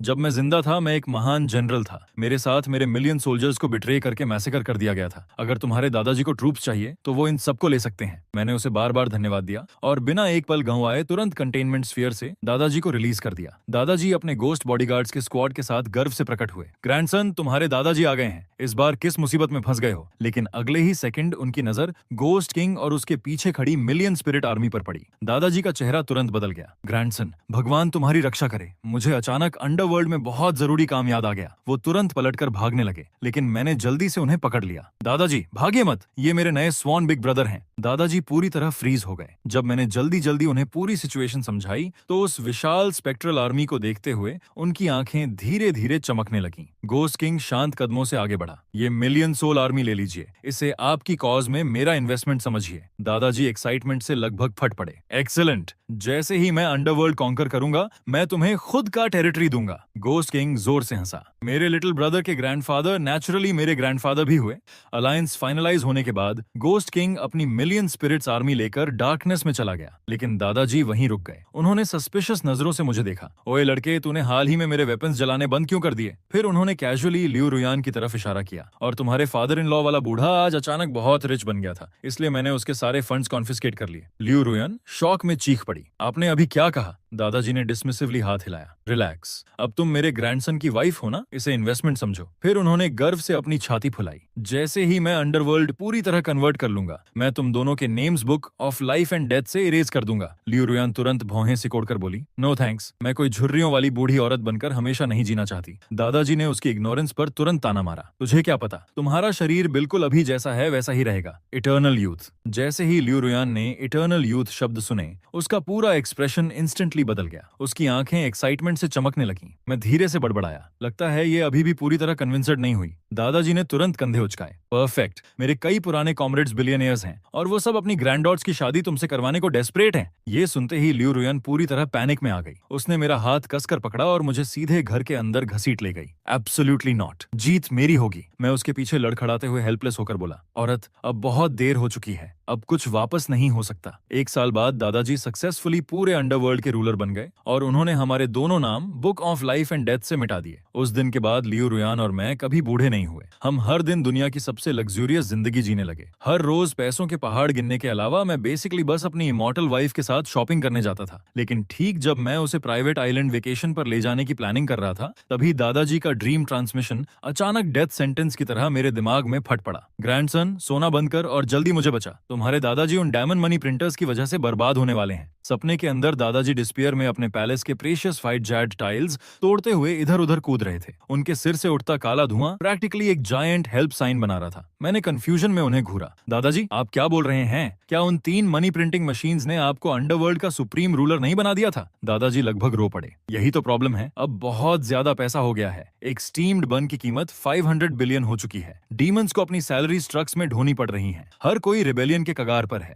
ऊपर वालों ने ऑलरेडी ऑडिटर भेज दिया है। उनका कहना है कि मैंने अंडरवर्ल्ड की पूरी फाइनेंशियल ऑर्डर डिस्ट्रॉय कर दी है और अब वो मुझे टॉर्चर करना चाहते हैं। मैं अभी उन्हें कंफर्ट ही करने वाला था कि अचानक हमारी मैंशन के नीचे की जमीन फट गई और एक जिगांटिक ब्लैक होल खुल गया। डार्कनेस के अंदर से एक लंबा स्केलेटल फिगर बाहर निकला जिसने ब्लैक सूट पहन रखा था। उसकी स्किन सफेद थी और आंखों पर राउंड ग्लासेस थे। उस फिगर ने ठंडे अंदाज में अपने ग्लासेस ठीक किए और शांत आवाज में बोला, आप लोग सेन फेंग के रिलेटिव्स हैं, सही? अंडरवर्ल्ड करेंसी की इलीगल मास प्रोडक्शन की वजह से डेड रियलम में कैटास्ट्रोफिक इन्फ्लेशन फैलाने के अपराध में मैं general administration of the underworld की तरफ से अब आपकी लिविंग वर्ल्ड की सारी मैंशंस और बैंक अकाउंट्स कन्फिस्केट करता हूँ। ये पूरा एम्पायर मेरे दादाजी ने बनाया है। तुम बस एक ग्लोरीफाइड एम्प्लॉई हो। ऐसे हमारी सारी चीजें नहीं छीन सकते। लियू रुयान इतनी गुस्से में थी कि उसके माथे की नसें तक उभर आई थीं। उसने पास रखा वेज उठाया और लगभग ऑडिटर के चेहरे पर फेंकने ही वाली थी, लेकिन उस स्केलेटल आदमी ने बस ठंडी हंसी छोड़ी, अपने ब्रीफ केस से एक गोल्डन एबेकस निकाला और तेजी से उसकी बीट्स चलाने लगा। सिर्फ उस क्लैकिंग साउंड ने ही लियू रुयान को 3 कदम पीछे धकेल दिया। उस स्केलेटन आदमी ने ठंडे अंदाज में अपने ग्लासेस ठीक किए। मैं general administration of the underworld का स्पेशल एनवॉय हूँ।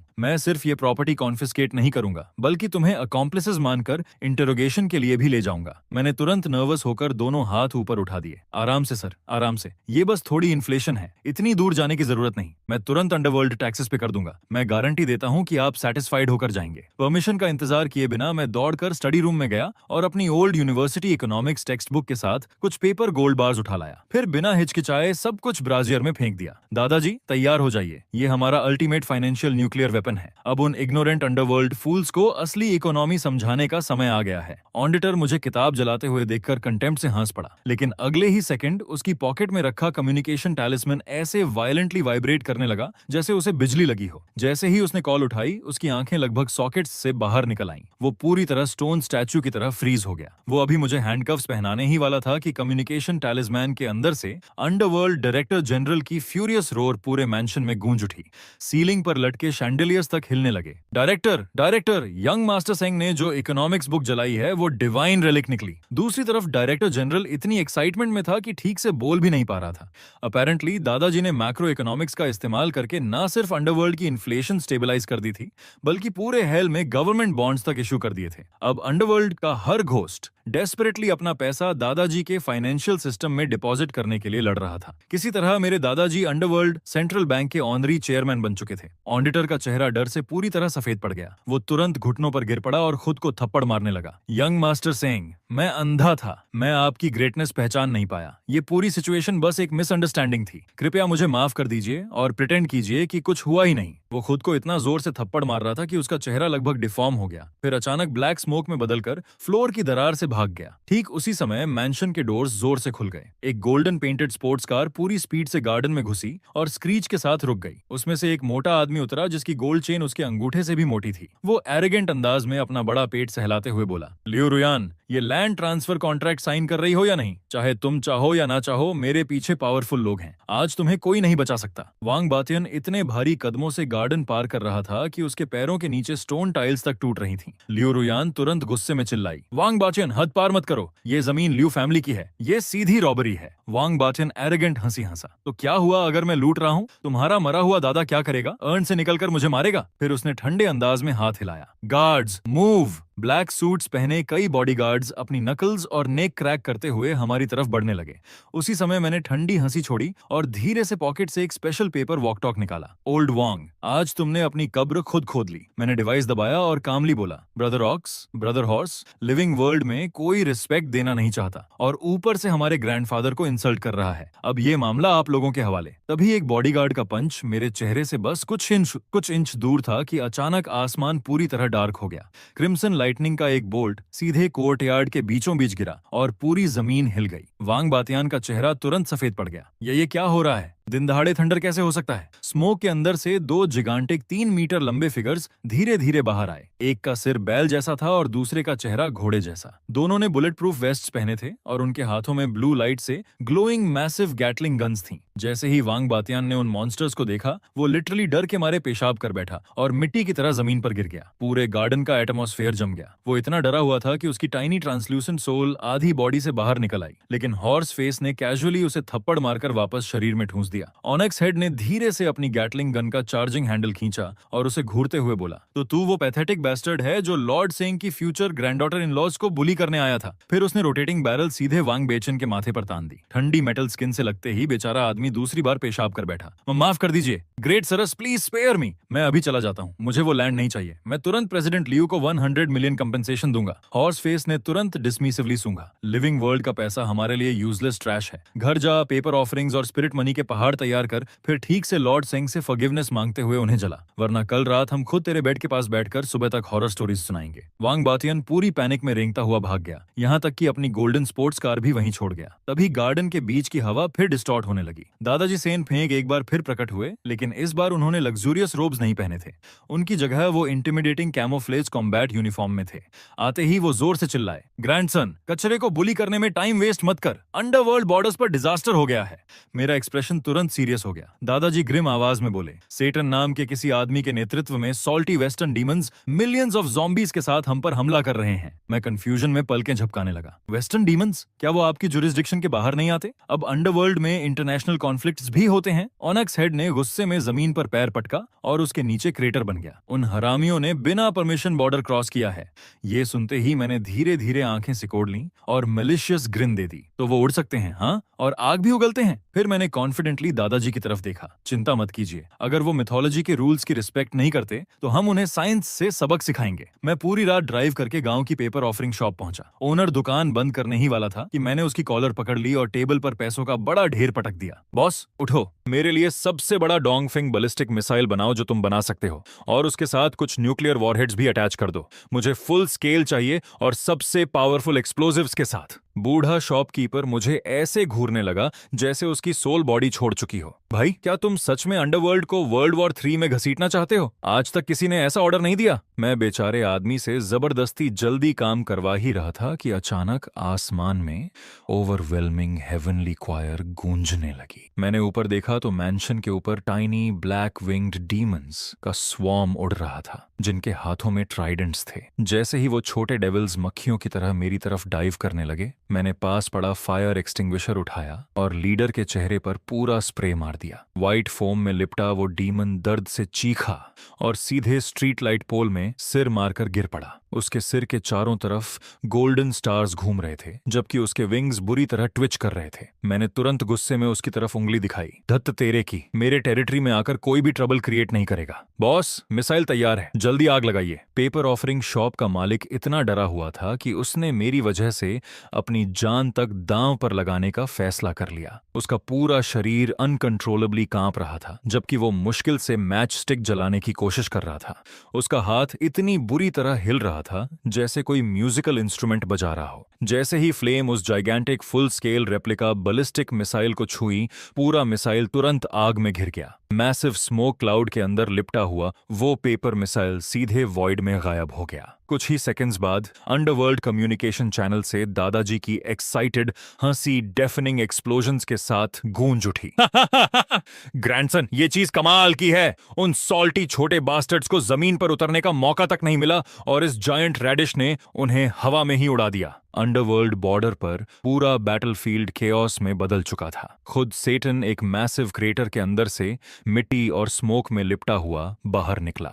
उसकी मैजेस्टिक रेड केप पूरी तरह चिथड़ों में बदल चुकी थी और उसका एक रैम हॉर्न पूरी तरह टूट गया था। वो इतना फ्यूरियस था कि उसके हर कदम से जमीन फट रही थी और बॉटमलेस एबिसेस बन रही थीं, जबकि उसके सिर से वॉल्केनो की तरह स्टीम निकल रही थी। ये अनफेयर है, तुम लोग वेपन्स ऑफ मास डिस्ट्रक्शन इस्तेमाल कर रहे हो, ये चीटिंग है। मैंने तुरंत ठंडी हंसी छोड़ी। चीटिंग तुम्हारे बाप की, इसे टेक्नोलॉजिकल इनोवेशन कहते हैं। तभी दादाजी की आवाज फिर दूसरी तरफ से गूंजी। ग्रैंडसन, वो इडियट्स अभी तक मरे नहीं हैं और अब रीइंफोर्समेंट्स मांग रहे हैं। कह रहे हैं कोई डिवाइन अलायंस बना रहे हैं। पर्सनली मुझे लगता है सब इकट्ठा होकर mahjong खेलना चाहते हैं। मैं कॉन्फिडेंटली मुस्कुराया। रिलैक्स ग्रैंडपा, मैं अभी आपको एंटी एयर इंटरसेप्शन सिस्टम दिलाता हूं। मैं अभी मुश्किल से दादाजी को काम कर पाया था कि अचानक मेरे पीछे सिनिस्टर लाफ गूंज उठी। जिन टाइनी डीमंस पर मैंने पहले फायर एक्सटिंग्विशर स्प्रे किया था वो फिर से खड़े थे, लेकिन इस बार उनकी बॉडीज मैसिवली स्वेल हो चुकी थीं। उनके मसल्स बलून्स की तरह फूल रहे थे,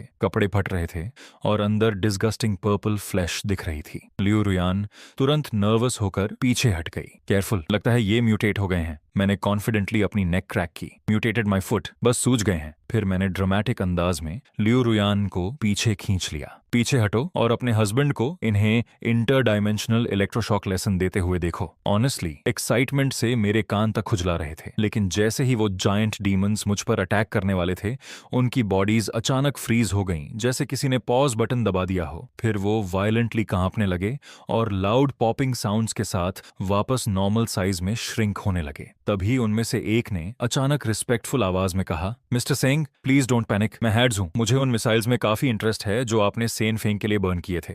अगर आप मेरे लिए ऐसे 1000 मिसाइल्स बर्न कर दें तो मैं आपके लिए इन छोटे पेस्ट्स को खत्म कर सकता हूं। मैं शौक में पलकें झपकाने लगा। वाह, अब वेस्टर्न अंडरवर्ल्ड का रूलर भी आर्म्स रेस ज्वाइन करना चाहता है। फिर मैंने थॉटफुली आर्म्स क्रॉस कर लिए। लेकिन 1000 मिसाइल्स चीप नहीं आते, बदले में आप क्या देंगे? हैड्स तुरंत बोला, मैं आपकी वाइफ को अंडरवर्ल्ड इंश्योरेंस दे सकता हूँ। वो सभी डिजीजेस से इम्यून हो जाएगी और हमेशा एटर्नल यूथ मेंटेन करेगी। क्या कहते हैं? लियू रुयान तुरंत एक्साइटमेंट में मेरा आर्म पकड़कर हिलाने लगी। उसके चेहरे की स्माइल ब्लूमिंग फ्लावर से भी ज्यादा ब्राइट थी। लेकिन मैं जवाब देता उससे पहले कम्युनिकेशन चैनल से दादाजी की फ्यूरियस आवाज गूंज उठी, ये चीप विनेगर जैसी स्मेल! हेडीज, तू बूढ़ा बास्टर्ड! मेरे क्लाइंट्स चुराने की हिम्मत कैसे हुई? दादाजी तुरंत मुझ पर चिल्लाए, ग्रैंडसन, इसकी बात मत सुनो। इसका टेरिटरी इतना गरीब है कि वहां डेथ करेंसी तक यूज नहीं होती। ये लोग केवमैन की तरह पत्थरों से ट्रेड करते हैं। ये सब फ्री में चाहता है। हेड्स तुरंत रोर करने लगा, सेनफेंग, अपना मुंह बंद रख। इससे पहले कि दोनों इंटर डायमेंशनल शाउटिंग वॉर शुरू कर देते, मैंने जल्दी से बीच में टोक दिया, लॉर्ड हेड्स, मेरे पास अभी 1000 मिसाइल्स रेडी नहीं है, लेकिन मैं आपको कुछ underworld money printing machines burn करके दे सकता हूं। उससे आपको कंप्लीट फाइनेंशियल फ्रीडम मिल जाएगी। क्या कहते हैं? कम्युनिकेशन चैनल पूरे 3 सेकंड्स तक डेड साइलेंट हो गया। हेडीज जेन्युइनली इस ऑफर से स्टन्ड लग रहा था। फिर अचानक दूसरी तरफ से अर्थ शेकिंग लाफ गूंज उठी। अपीरियंटली बेचारा रोज पत्थर गिन गिन कर थक चुका था। डील मिस्टर सिंह, आप सच में जीनियस हैं। गुडविल के तौर पर मैं इन छोटे डीमंस को पर्सनली हैंडल करूंगा। उसके बोलते ही जमीन के नीचे से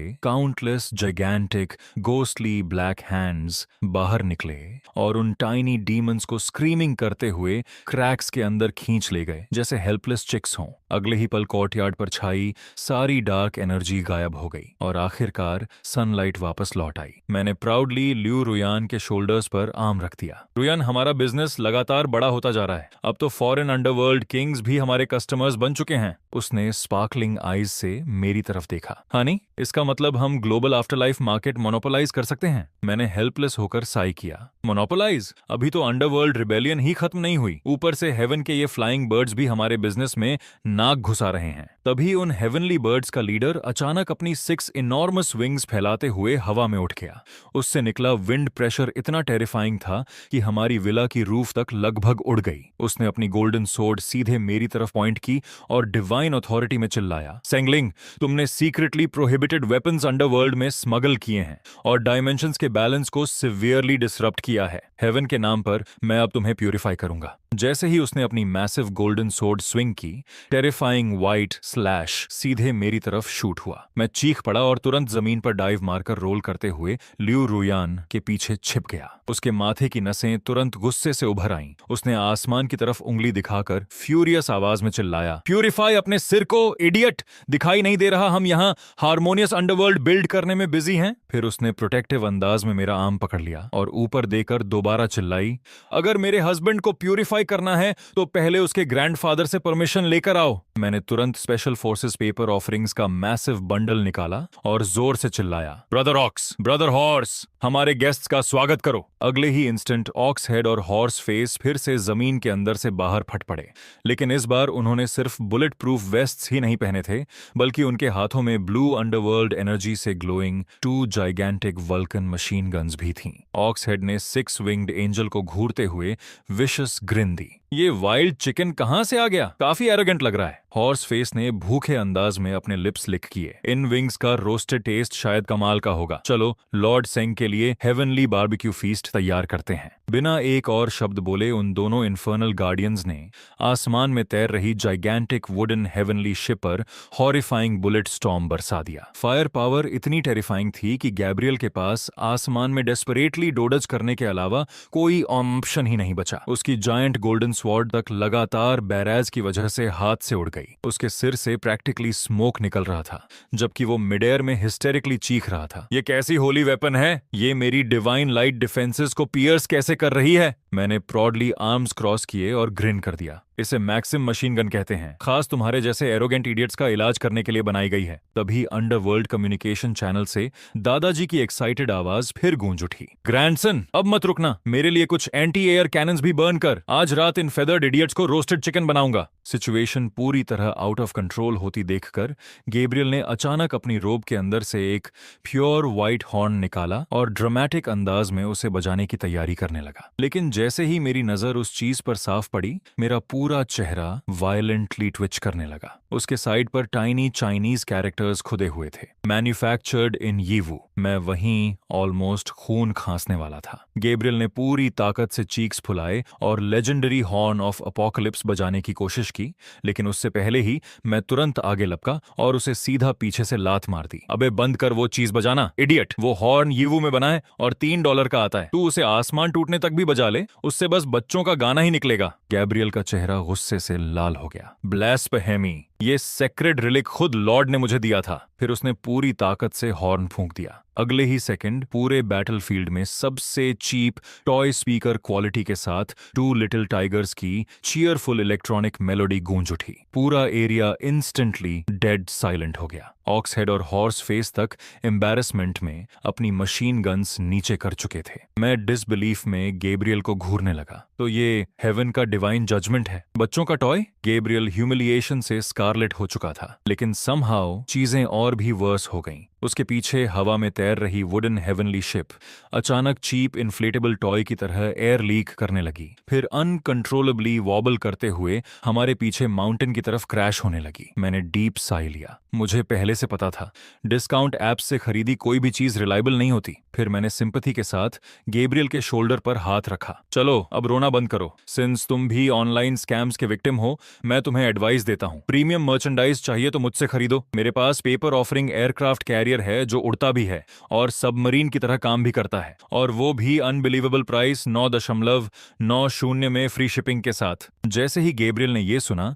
उसकी आंखें बल्ब की तरह चमक उठीं। लेकिन मैं अपना सेल्स पिच कंटिन्यू करता उससे पहले ही दादाजी की पैनिक्ड आवाज फिर मेरे कानों में फट पड़ी। ग्रैंडसन, एक सेकंड के लिए स्ट्रीट वेंडर बनना बंद कर। वो लूनाटिक सेटन पूरी तरह पागल हो चुका है। उसने हेल की डीपेस्ट पिट से टाइटन स्टैच्यू रिलीज कर दिया है। वो चीज हंड्रेड्स ऑफ मीटर्स टॉल है। उसका एक स्टॉम्प पूरा फेंगडू सिटी फ्लैटन कर सकता है। मेरा एक्सप्रेशन इंस्टेंटली सीरियस हो गया। Hundreds of metres? मैंने सिर झुकाकर जल्दी सोचना शुरू किया। तो ऑर्डिनरी मिसाइल्स शायद इनफ नहीं होंगे। तभी अचानक मेरी आंखें चमक उठीं। मैंने तुरंत लियू रुयान की तरफ मुड़कर कहा, हनी, कंपनी वेयरहाउस में ग्राउंड ब्रेकिंग सेरेमोनी के लिए जो जायंट एक्सकवेटर मॉडल रखा था, याद है? लियू रुयान एक सेकंड के लिए फ्रीज हो गई, फिर मेरा प्लान समझते ही एक्साइटमेंट में अपनी थाई पर थप्पड़ मार दिया। ठीक उसी समय डिस्टेंट होराइजन वायलेंटली ट्रेम्बल करने लगा।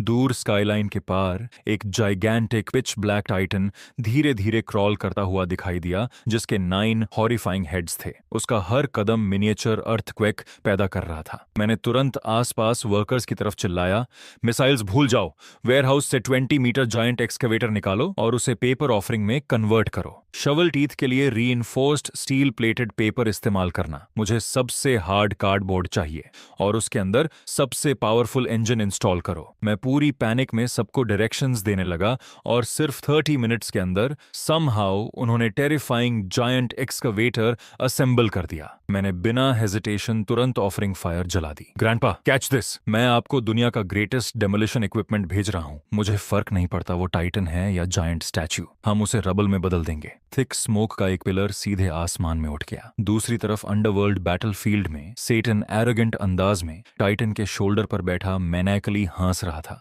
और उसे फेंगडू सिटी की तरफ मार्च करने का ऑर्डर दे रहा था। लेकिन ठीक उसी मोमेंट मेटालिक लाइट से ग्लोइंग इनॉर्मस एक्सकवेटर अचानक आसमान से डिसेंड हुआ और सिटी गेट्स के सामने जोर से लैंड कर गया। सेटन ब्लैंक होकर उसे घूरने लगा। ये कैसा मॉन्स्टर है? इसके पास जायंट क्लॉ क्यों है? तुरंत बैटलफील्ड में दादाजी की एक्साइटेड लाफ्टर गूंज उठी।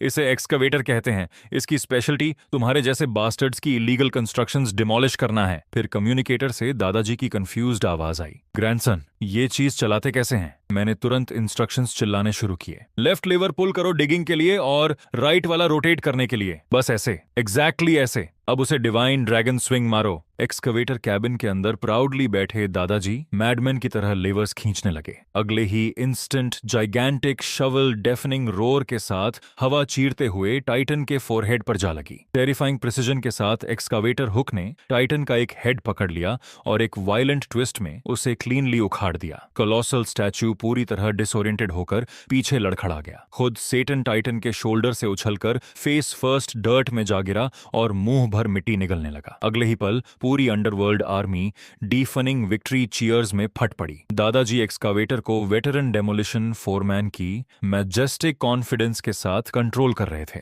ग्रैंडसन, ये मशीन मैग्निफिसेंट है। अब से हर अंडरवर्ल्ड एक्सपेंशन प्रोजेक्ट इसी ब्यूटी पर डिपेंड करेगा। मैं प्राउडली हंस पड़ा। ग्रैंडपा, अगर ऐसा है तो अब सेटन का हेडक्वार्टर्स भी डिमोलिश कर दें। मैं और इक्विपमेंट ऑफरिंग्स बर्न करने ही वाला था कि अचानक पीछे से लियू रुयान पैनिक में चीख उठी। मैं तुरंत घूमकर देखता ही फ्रीज हो गया। पता नहीं कैसे, लेकिन हमारे बैकयार्ड के बीचों बीच ग्लोइंग गोल्डन फ्रूट से भरा एक कोलोसल ट्री अचानक प्रकट हो चुका था। उसकी ब्रांचेस के नीचे एक बूढ़ा आदमी ग्रीन ओनैक्स पर बैठा हमें अनरी डबल स्माइल के साथ क्वाइटली देख रहा था। मैं एक्सकेवेटर बर्न करने की जगह पर इतना फोकस था कि मुझे ट्री के अपीयर होने का पता ही नहीं चला। अब उसकी रेडिएंट गोल्डन लाइट के नीचे वो एल्डरली मैन धीरे धीरे अपनी लंबी व्हाइट बियर्ड सहला रहा था और पूरी शांति से हमें ऑब्जर्व कर रहा था। यो यो यो। मैं सामने बैठे उस बूढ़े आदमी को ब्लैंक होकर घूरने लगा। उसकी बियर्ड इतनी अब्सर्डली लंबी थी कि लगभग उसके पैरों को छू रही थी और उसके सिर के ऊपर व्हाइट स्मोक का फेंट हेलो तैर रहा था, बिल्कुल किसी कल्टीवेशन एनिमे वाले इमॉर्टल ऑरा की तरह। मैंने पास रखा ब्रूम कसकर पकड़ लिया और प्रोटेक्टिव अंदाज में रुयान के सामने खड़ा हो गया। ओए बूढ़े, तुम आखिर हो कौन? वो ट्री मेरी प्रॉपर्टी पर है, ये ट्रेसपासिंग है। अगर अभी नहीं गए तो मैं पुलिस बुला दूंगा। बूढ़ा आदमी बिल्कुल भी गुस्सा नहीं हुआ, उल्टा वो कामली हंस पड़ा और अपनी ड्राई वुडन कैन से जमीन पर हल्का टैप किया। अगले ही पल हमारे पैरों के नीचे की ग्रास कलरफुल फ्लावर्स के समंदर में बदल गई और उन्होंने मिलकर giant Chinese character for virtue बना दिया। मेरी स्कैल्प तुरंत नम हो गई। बूढ़ा कामली मुस्कुराया। इतना एजिटेटेड होने की जरूरत नहीं लिटिल फ्रेंड, मैं बस रास्ते से गुजर रहा था। मैंने इस ट्री की स्पिरिचुअल लाइट को सीधे हेवेंस तक उठते देखा, इसीलिए एक कप टी मांगने आ गया। तुम्हारा ये ट्री कोई ऑर्डिनरी चीज नहीं है, ये सीधे हेवनली रेल्म से कनेक्टेड सिग्नल टावर की तरह काम करता है और कोइंसिडेंस से यही मेरा लैंडिंग पॉइंट निकला। पता नहीं क्यों, लेकिन मेरी एटीट्यूड से बूढ़ा थोड़ा ऑफेंडेड लगने लगा, जैसे इरिटेशन में उसकी सांस अटक रही हो। उसकी बियर्ड प्रैक्टिकली नोज तक पफ हो गई और जब उसने गुस्से में जमीन पर पैर पटका तो वहां डीप क्रेटर बन गया। लेकिन मैं रिएक्ट करता उससे पहले ही वॉइड से दादाजी की आवाज फिर थंडर की तरह गूंज उठी। बस इस बार उनका टोन अनबिलीवेबली रिस्पेक्टफुल था। उनकी आवाज में डर तक सुनाई दे रहा था। ग्रैंडसन, तुरंत घुटनों पर बैठ। वो ग्रेट एंसेस्टर खुद हैं। अंडरवर्ल्ड में हमने जो वेपन स्मगलिंग का तमाशा मचाया था वो इतना बड़ा हो गया कि अपर हेवेंस तक अलर्ट हो गए। वो इंटरडिमेंशनल कॉपरेशन नेगोशिएट करने आए हैं। मेरा ब्रेन लगभग शॉर्ट सर्किट हो गया। इंटरडायमेंशनल कॉपरेशन, ग्रेट एंसेस्टर, रुकिए, हेवन भी मुझसे बिजनेस करना चाहता है। कहीं गॉड्स को भी गैटलिंग मशीन गन्स तो नहीं चाहिए? मैंने तुरंत ब्रूम एक तरफ फेंका और परफेक्ट 90 डिग्री बो मार दिया। रुयान ने भी लाइटनिंग स्पीड से रिएक्ट किया। वो दौड़कर अंदर गई और दोनों हाथों में स्टीमिंग रेड टी लेकर वापस आई। ग्रेट एंसेस्टर, कृपया टी लीजिए। मेरे हस्बैंड पहले बस मजाक कर रहे थे, कभी कभी उनका ब्रेन थोड़ा मैल फंक्शन कर जाता है। कृपया उनकी स्टूपिडिटी माफ कर दीजिए। बूढ़ा वार्मली हंसा और अपनी स्लीव वेव कर दी। कोई बात नहीं लिटिल फ्रेंड, आजकल हेवनली रेल्म भी रिसोर्स शॉर्टेजेस फेस कर रहा है। जो मॉडर्न वंडर्स तुम अंडरवर्ल्ड में बर्न कर रहे हो उसका हिस्सा हमें भी चाहिए, स्पेशली वो थिंग जिसे फूड डिलीवरी कहते हैं। इमॉर्टल्स इतने लंबे समय से मेडिटेशन में आइसोलेटेड हैं कि प्रैक्टिकली भूखे मर रहे हैं। मैंने 2 बार ब्लिंक किया। आप लोगों को टेक आउट डिलीवरी चाहिए? करेक्ट। बूढ़े ने सीरियसली सिर हिलाया। इमॉर्टल्स स्पिरिचुअल ड्यू और पीचेस खा खाकर थक चुके हैं। मैंने थॉटफुली चिन रब की। इम्पॉसिबल तो नहीं है ग्रेट एंसेस्टर, लेकिन पेमेंट कैसे करेंगे? कहीं हेवन भी इनवॉइसेस अंडरवर्ल्ड गोस्ट मनी में सेटल करने की प्लानिंग तो नहीं कर रहा? वो स्टफ यहाँ यूजलेस है। बूढ़ा मिस्टीरियस स्माइल देने लगा, फिर अपनी स्लीव से डैजलिंग गोल्डन टैलिस्मैन निकाला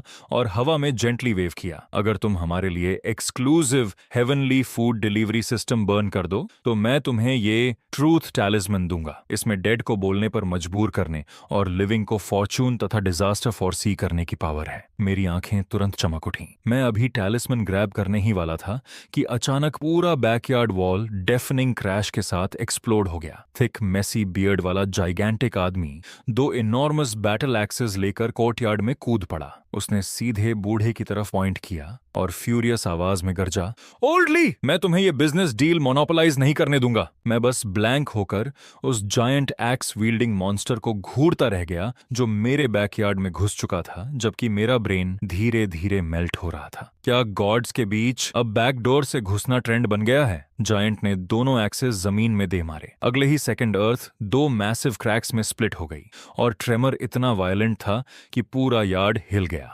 रुयान के हाथ में पकड़ा टी कप तक बैलेट परफॉर्म करने लगा। जायंट ने ओल्ड मैन की तरफ फ्यूरियस उंगली दिखाई। ओल्ड ली, क्या फिर से हेवन को लो क्वालिटी फूड से पॉइजन करने की कोशिश कर रहे हो? फिर उसने अचानक ब्राइट आईज के साथ मेरी तरफ देखा। किड सिंह, इसकी बात मत सुनो। मैं लुबान हूँ, हेवनली रीलम का चीफ इंजीनियरिंग मैनेजर। मैंने वो एक्सकावेटर देखा जो तुमने अंडरवर्ल्ड में बर्न किया था। फ्रैंकली स्पीकिंग, उसका डिजाइन क्रूड बियॉन्ड बिलीफ था। मेरे साथ काम करो, मैं तुम्हें फ्लाइंग पेपर टैंक्स बनाना सिखाऊंगा। मैंने उसके हाथों में पकड़ी जिगांटिक बैटल एक्सिस को देखा। तुम लुबान हो, लेजेंडरी मास्टर क्राफ्ट्समैन? समहाउ ये एक्सिस तुम्हें कारपेंटर कम और बर्सरकर ज्यादा दिखा रही हैं। ओल्ड ली तुरंत गुस्से में लुबन की तरफ उंगली दिखाने लगा। तुम शेमलेस कंस्ट्रक्शन फ्रॉड, मेरे बिजनेस में नाक क्यों घुसा रहे हो? लुबन भी वापस रोर करने लगा। सिंह अभी हेवन के इंफ्रास्ट्रक्चर इश्यूज सॉल्व करने वाला था, लेकिन तुम बीच में घुस आए। दोनों इमॉर्टल्स एक दूसरे को इतनी इंटेंसिटी से ग्लेयर कर रहे थे कि उनके सिर से उठती स्टीम प्रैक्टिकली हवा में जायंट सिंबल्स बना रही थी। मीनवाइल मैं अपने एचिंग टेम्पल्स रब कर रहा था। मेरा सिर ऐसे दर्द कर रहा था जैसे मिसाइल सीधे उस पर गिरा हो। रुयान क्वाइटली मेरे पास झुकी और विस्पर किया, हनी क्या हो अगर हम ऑक्शन रख दें? जो ज्यादा पेमेंट करे उसे प्रायोरिटी सर्विस मिले। मैंने एक्साइटमेंट में तुरंत उसके हाथ पकड़ लिए। You are a genius my love. फिर मैंने थ्रोट क्लियर किया और दोनों फ्यूरियस इमॉर्टल्स की तरफ देखा। ऑलराइट रिस्पेक्टेड एंसेस्टर्स, लड़ाई बंद कीजिए। मैं आप दोनों के लिए चीजें बर्न कर सकता हूं, लेकिन अभी मुझे desperately intelligent automated paper factory चाहिए। इतने लंबे समय से हैंड क्राफ्टिंग पेपर ऑफरिंग्स कर रहा हूं कि हाथों में कैलसेस निकल आए हैं। लुबन की आंखें इंस्टेंटली चमक उठी। उसने तुरंत अपनी चेस्ट से एंशिएंट ग्लोइंग बुक निकाली और प्राउडली मेरी तरफ फेंक दी। सिंपल, मैं तुम्हें मैनुअल ऑफ 1000 डिवाइन मैकेनिज्म्स देता हूं। ठीक उसी मोमेंट वॉइड से दादाजी की एक्साइटेड आवाज फिर एक्सप्लोड हुई। ग्रैंडसन, मैं अभी अंडरवर्ल्ड का कमर्शियल डिस्ट्रिक्ट एक्सपैंड कर रहा हूं और अर्जेंटली ऐसी असेंबली लाइन चाहिए। Deal accepted. Old Luban, factory blueprints तुरंत भेज। आज रात मैं तुम्हें solar powered scorpion reconnaissance aircraft burn करके दूंगा। जैसे ही वो दो बूढ़े इमॉर्टल्स आखिरकार वहां से गए, तभी रुयान ने अचानक मेरी स्लीव कसकर पकड़ ली और बैकयार्ड में लगे गोल्डन ट्री की तरफ इशारा किया। सेंगलिन, पेड़ के फ्रूट्स को देखो, ये काले क्यों हो गए? मैंने तुरंत ऊपर देखा और मेरा पूरा शरीर जम गया। शाखाओं पर लटक रहे सुनहरे फ्रूट्स अब मोटे काले धुएं छोड़ रहे थे। तभी अचानक ट्री ट्रंक के अंदर से एक डरावनी हंसी गूंजी। एक आदमी काले क्लोक में लिपटा हुआ धीरे धीरे बाहर निकला और जमीन पर लंबी जंग लगी साइद घसीट रहा था। ब्लेड जहां भी जमीन से टकराती वहां स्पार्क्स उड़ने लगते। वो आदमी मुझे देखकर खतरनाक मुस्कान हंसा और उसकी आवाज ऐसी थी जैसे कोई ग्लास पर नाखून घिस रहा हो। सेंगलिंग, सेटन ने तुम्हें ग्रीटिंग्स भेजे हैं। उसने हेल के एबिस में तुम्हारे लिए एक छोटा सा गिफ्ट तैयार किया है और बहुत जल्द तुम खुद उसे देखोगे। उसके बोलते ही उसने साइद को जोर से घुमाया और एक डार्क बीम सीधे मेरी गर्दन की तरफ आ गई। धतेरे की, रुयान नीचे झुको। मैंने तुरंत रुयान को जमीन पर खींच लिया और दूसरे हाथ से पास रखा फायर एक्सटिंग्विशर उठाकर उस आदमी पर पूरा स्प्रे कर दिया। सफेद पाउडर उसके पूरे शरीर पर फट पड़ा और उसकी साइथ अटैक रास्ता बदलकर गोल्डन ट्री की बाग का बड़ा हिस्सा उड़ा गई। क्लोक्ड आदमी गुस्से से गरजा, तू गंदा मॉर्टल, इतनी कावर्डली वेपन इस्तेमाल करने की हिम्मत कैसे हुई? मैंने तुरंत एक्सटिंग्विशर उसकी तरफ गर्व से तान दिया। इसे साइंटिफिक सेल्फ डिफेंस कहते हैं। फिर मैंने अंडरवर्ल्ड कम्युनिकेटर की तरफ देखकर चिल्लाया, ब्रदर ऑक्स, ब्रदर हॉर्स, कोई लिविंग वर्ल्ड में मर्डर करने आया है, तुरंत ऊपर आओ। बाद में तुम दोनों के लिए स्पेशल फोर्सेस यूनिफॉर्म्स बर्न करूंगा। मेरी बात खत्म होते ही ऑक्स हेड और हॉर्स फेस सीधे जमीन फाड़कर बाहर निकल आए, लेकिन इस बार मशीन गन्स की जगह दोनों के हाथों में क्रैकलिंग इलेक्ट्रिक सोल कैचिंग बैटॉन्स थे जिनसे नीले स्पार्क्स निकल रहे थे। हॉर्स फेस ने क्लोक्ड आदमी को घूरकर नाक सिकोड़ ली। ये कौन सा जंगली डीमन आ गया? काली स्कर्ट पहनकर खुद को ग्रिम रीपर समझने लगा। ऑक्स हेड साइथ को देखते हुए ठुड्डी सहलाने लगा। सच बोलूं ओल्ड हॉर्स, ये स्काइथ काफी यूजफुल लग रही है। इसे वापस अंडरवर्ल्ड कैफेटेरिया ले जाकर वेजिटेबल्स काटने के काम में इस्तेमाल कर सकते हैं। इससे पहले कि क्लोक्ड आदमी रिएक्ट करता, दोनों उस पर टूट पड़े और इतनी ब्रूटल बीटिंग शुरू हुई कि उसकी पूरी बॉडी से स्पार्क्स निकलने लगे। वो मैल फंक्शनिंग रोबोट की तरह जोर जोर से काम हाँपने लगा। उसके सिर से उठती भाप धीरे धीरे हवा में ग्लोइंग वर्ड्स बनाने लगी। The abyss zombie virus has already spread. अगले ही पल उसका पूरा शरीर काले धुएं में एक्सप्लोड हो गया। तभी दादाजी की आवाज अचानक अचानक बेहद सीरियस हो गई। पोते, बड़ी प्रॉब्लम हो गई। उस पागल सेटन ने अंडरवर्ल्ड के ड्रिंकिंग वाटर में पॉइजन मिला दिया। आधे लोअर डीमंस ज़ॉम्बीज बन चुके हैं और जो भी हिल रहा है उसे काट रहे हैं। मेरे बॉडीगार्ड्स भी गिरने वाले हैं। मैं ब्लैंक होकर आसमान देखने लगा। ज़ॉम्बी घोस्ट्स, ये कहानी हर बार और ज्यादा रिडिकुलस क्यों होती जा रही है? दादाजी थकी हुई आवाज में बोले, ये चीजें फायर और ब्लेड से नहीं डरती, इन्हें सिर्फ सनलाइट से डर लगता है। मैंने तुरंत उंगलियां चटकाई। तो फिर मैं आपको एक सनबर्न करके भेज देता हूँ। उसी रात मैं फिर से सीधे पेपर ऑफरिंग शॉप पहुंचा। मालिक अभी भी नींद में ला टपका रहा था जब मैंने उसे बिस्तर से घसीटकर बाहर निकाला और दुकान के बाहर रखे giant ultraviolet flood lights की तरफ इशारा किया। बॉस, इन सबको पेपर ऑफरिंग्स में बदल दो। मैं अंडरवर्ल्ड को सिटी दैट नेवर स्लीप्स बनाने वाला हूँ। मालिक उन जायंट स्पॉटलाइट्स को देकर पूरी तरह फ्रीज हो गया। वो अपनी आंखें ऐसे मलने लगा जैसे उसे सच में लग रहा हो कि उसके कस्टमर्स हर दिन और ज्यादा पागल हो रहे हैं। तभी मैंने जोर से एक भारी गोल्ड इनगोट मेज पर पटका। ये वही रिवॉर्ड था जो ग्रैंड एंसेस्टर लुबान ने मुझे दिया था। मालिक की आंखें लगभग बाहर निकल आईं। भाई, ये गोल्ड असली है। अगले ही पल वो सीधा खड़ा हो गया। अगर पैसे इतने हैं तो मैं तुम्हारे लिए पूरा मून भी बना दूंगा। मैंने एग्रेसिवली फ्लडलाइट्स की तरफ इशारा किया। कम बातें, ज्यादा काम, और ऐसी जायंट पेपर बैटरीज लगाओ जिनकी रोशनी देकर कोई भी अंधा हो जाए। मालिक और उसके असिस्टेंट्स पूरी रात dozens gigantic paper floodlights assemble करते रहे। जैसे ही काम पूरा हुआ, मैंने तुरंत ऑफरिंग फायर जला दी। आसमान में उठता धुआं किसी मैजेस्टिक ड्रैगन जैसा लग रहा था। दादाजी, तैयार हो जाइए, अंडरवर्ल्ड का पहला टैनिंग सेशन ऑफिशियली शुरू होने वाला है। अगले ही पल सीन अंडरवर्ल्ड में फेंगदू सिटी के बाहर शिफ्ट हो गया। एंडलेस ज़ॉम्बी घोस्ट्स पागल मॉन्स्टर्स की तरह सिटी वॉल्स को नोच रहे थे। उनका लीडर अपना ही सिर बॉल की तरह उछाल उछाल कर हिस्टेरिकल हंसी हंस रहा था। तभी अचानक अंडरवर्ल्ड स्काई में दर्जनों जाइगेंटिक व्हाइट स्फीयर्स इग्नाइट हो गए और पूरा रेल्म डे टाइम जितना चमकने लगा। ज़ॉम्बीज तुरंत दर्द से चीखने लगे। मेरी आंखें जल रही हैं, लाइट बहुत तेज है, मैं पिघल रहा हूँ। जैसे ही अल्ट्रा वायलेट लाइट उन पर पड़ी, उनकी बॉडी से सफेद धुआं निकलने लगा और वो बॉइलिंग वाटर में गिरी आइस क्यूब्स की तरह मेल्ट होने लगे। सिटी वॉल के ऊपर दादाजी डार्क सनग्लासेस पहनकर एम्परर की तरह खुद को पंखा झल रहे थे। हा पोते, ये चीज परफेक्टली काम कर रही है। सारे ज़ॉम्बीज ऑलरेडी डस्ट बन चुके हैं। वो बूढ़ा सेटन अभी गुस्से से खुद को नोच रहा होगा। मैं गर्व से मुस्कुराया। हनी, हमने फिर एक बड़ा अचीवमेंट हासिल कर लिया। रुयन ने स्मग एक्सप्रेशन के साथ हाथ बांध लिए। ऑफ कोर्स किया, लेकिन ग्रैंडपा, ये जायंट फ्लडलाइट्स बहुत ज्यादा एनर्जी कंज्यूम करते हैं। अगली बार आपके लिए सोलर जनरेटर्स भी भेजेंगे। जैसे ही सबने राहत की सांस ली, तभी बैकयार्ड का गोल्डन ट्री अचानक जोर जोर से कांपने लगा। काले पड़े फ्रूट्स एक एक करके जमीन पर गिरने लगे और डार्क पोर्टल्स में बदल गए। फिर उनमें से एक पोर्टल से ब्लू सूट पहने और पतली मुस्टाश वाला आदमी आराम से बाहर निकला। उसके हाथ में डॉक्यूमेंट्स का बड़ा स्टैक था। उसने मेरी तरफ एलिगेंटली झुककर कहा, मिस्टर सिंह, आपसे मिलकर खुशी हुई। मैं वेस्टर्न अंडरवर्ल्ड एसोसिएशन का लॉयर हूँ। आपने एडवांस्ड वेपनरी इलीगली इस्तेमाल की और ट्रांसनेशनल वॉर कॉन्फ्लिक्ट में इंटरफियर किया, इसीलिए हम ऑफिशियली आपके खिलाफ लॉ सूट फाइल कर रहे हैं। मैंने डिसबिलीफ में 2 बार पलक झपकाई। मजाक कर रहे हो क्या?